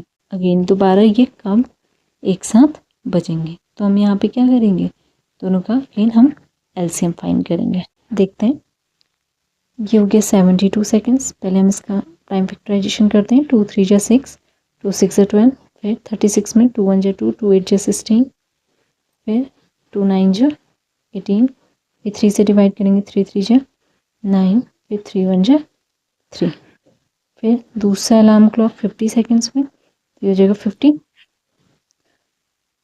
25 times divide जाएगा, फिर 5 5 जा 25, फिर 5 1 जा 5, इस तरह बनेगा। यानी 72 को हम क्या लिख सकते हैं, देखिए 2 कितने टाइम्स आ रहा है, 3 टाइम्स, 2 इंटू 2 इंटू 2 यानी दैट मीन्स 2 क्यूब इंटू ये क्या है 3 इंटू 3 क्या हो गया 3 स्क्वायर। वही 50 को हम क्या लिख सकते हैं 2 इंटू क्या आ गया 5 स्क्वायर, ऐसे बन गई। ठीक है, अब देखिए एलसीएम क्या निकल के आया है हमारे यहाँ से। पहले आप देखिए कि कौन कौन से प्राइम फैक्टर्स यहाँ पे आ रहे हैं। 2 भी आ रहा है, 3 भी आ रहा है और 5 आ रहा है। तो 3 डिफरेंट प्राइम फैक्टर्स आपके पास आ रहे हैं। पहले आप उन्हें लिख लीजिए, मल्टीप्लिकेशन 2 इंटू 3 इंटू 5, ये 3 प्राइम फैक्टर्स आ रहे हैं। अब देखिए, पहले देखिए 2, दोनों में 2 की हाईएस्ट पावर क्या है, तो यहाँ पे 2 की हाईएस्ट पावर कितनी है 3, ये 2 raise to the power 3, 2 raise to the power 1, तो हाईएस्ट पावर 3 है, तो हम यहाँ लिखेंगे 2 रेज टू द पावर 3। फिर देखिए 3 की हाईएस्ट पावर ये 3 स्क्वायर है, और यहाँ क्या होगी, यहाँ 3 नज़र नहीं आ रहा है, इसका मतलब क्या है 3 रेज टू द पावर 0, तो हाईएस्ट पावर क्या है 2, तो 3 स्क्वायर। वैसे यहाँ देखिए 5, यहाँ तो 5 नहीं है, तो 5 रेज टू द पावर 0 होगा, that means 5 raise to the power 2 इसकी क्या है हाईएस्ट पावर है। अब तीनों को मल्टीप्लाई कर लेते हैं, देखिए कितना आएगा, 2 रेज टू द पावर 3 का मतलब हो गया 8, 3 रेज टू द पावर का 2 का मतलब हो गया 9, और ये हो गया 25। ओके, अब हम इन्हें क्या कर लेंगे, मल्टीप्लाई कर लेते हैं। कितना हो गया 25 इंटू 8 कितना होता है 200 इंटू 9, देखिए आएगा 200 की मल्टीप्लिकेशन 9 से करेंगे तो क्या आएगा 1800। ये किस में आ गया आंसर, सेकंड्स में। ठीक है, अब उसने टाइम पूछा है हमसे, क्या पूछा है टाइम, तो हम टाइम निकाल लेते हैं। दिन के 12 बजे हैं तो 1800 सेकंड उसमें काउंट कर लेंगे तो वो टाइम हमें पता चल जाएगा। देखिए तो 1800 second both alarm clocks will be ring. Okay, ठीक, अब हम क्या करेंगे, सेकंड को मिनट में बदलते हैं, तो क्या करते हैं 1800 सेकंड है, मिनट में बदलने के लिए क्या करेंगे 60 से डिवाइड कर देते हैं। मिनट में कितने सेकंड्स होते हैं 60 सेकंड्स। ठीक है, मिनट को अगर आपको चेंज करना है सेकंड में तो आप 60 से मल्टीप्लाई करते हैं, बट हमको सेकंड को किस में करना है, मिनट में कन्वर्ट करना है। ठीक है, तो क्या होगा, मिनट में कन्वर्ट करने के लिए हम 60 से डिवाइड करेंगे, तो कितने मिनट कन्वर्ट 1800 सेकंड, चेंज होगा तो 0 कैंसिल, 6 से डिवाइड करेंगे तो क्या आएगा 30 मिनट। ठीक है, 12 बज दिन के 12 बजे वो बजे। ठीक है, उसके बाद 30 मिनट बाद वो बजते हैं एक साथ, तो कितना यानी 12:30 PM पे वो अगेन क्या करेंगे, बजेंगे।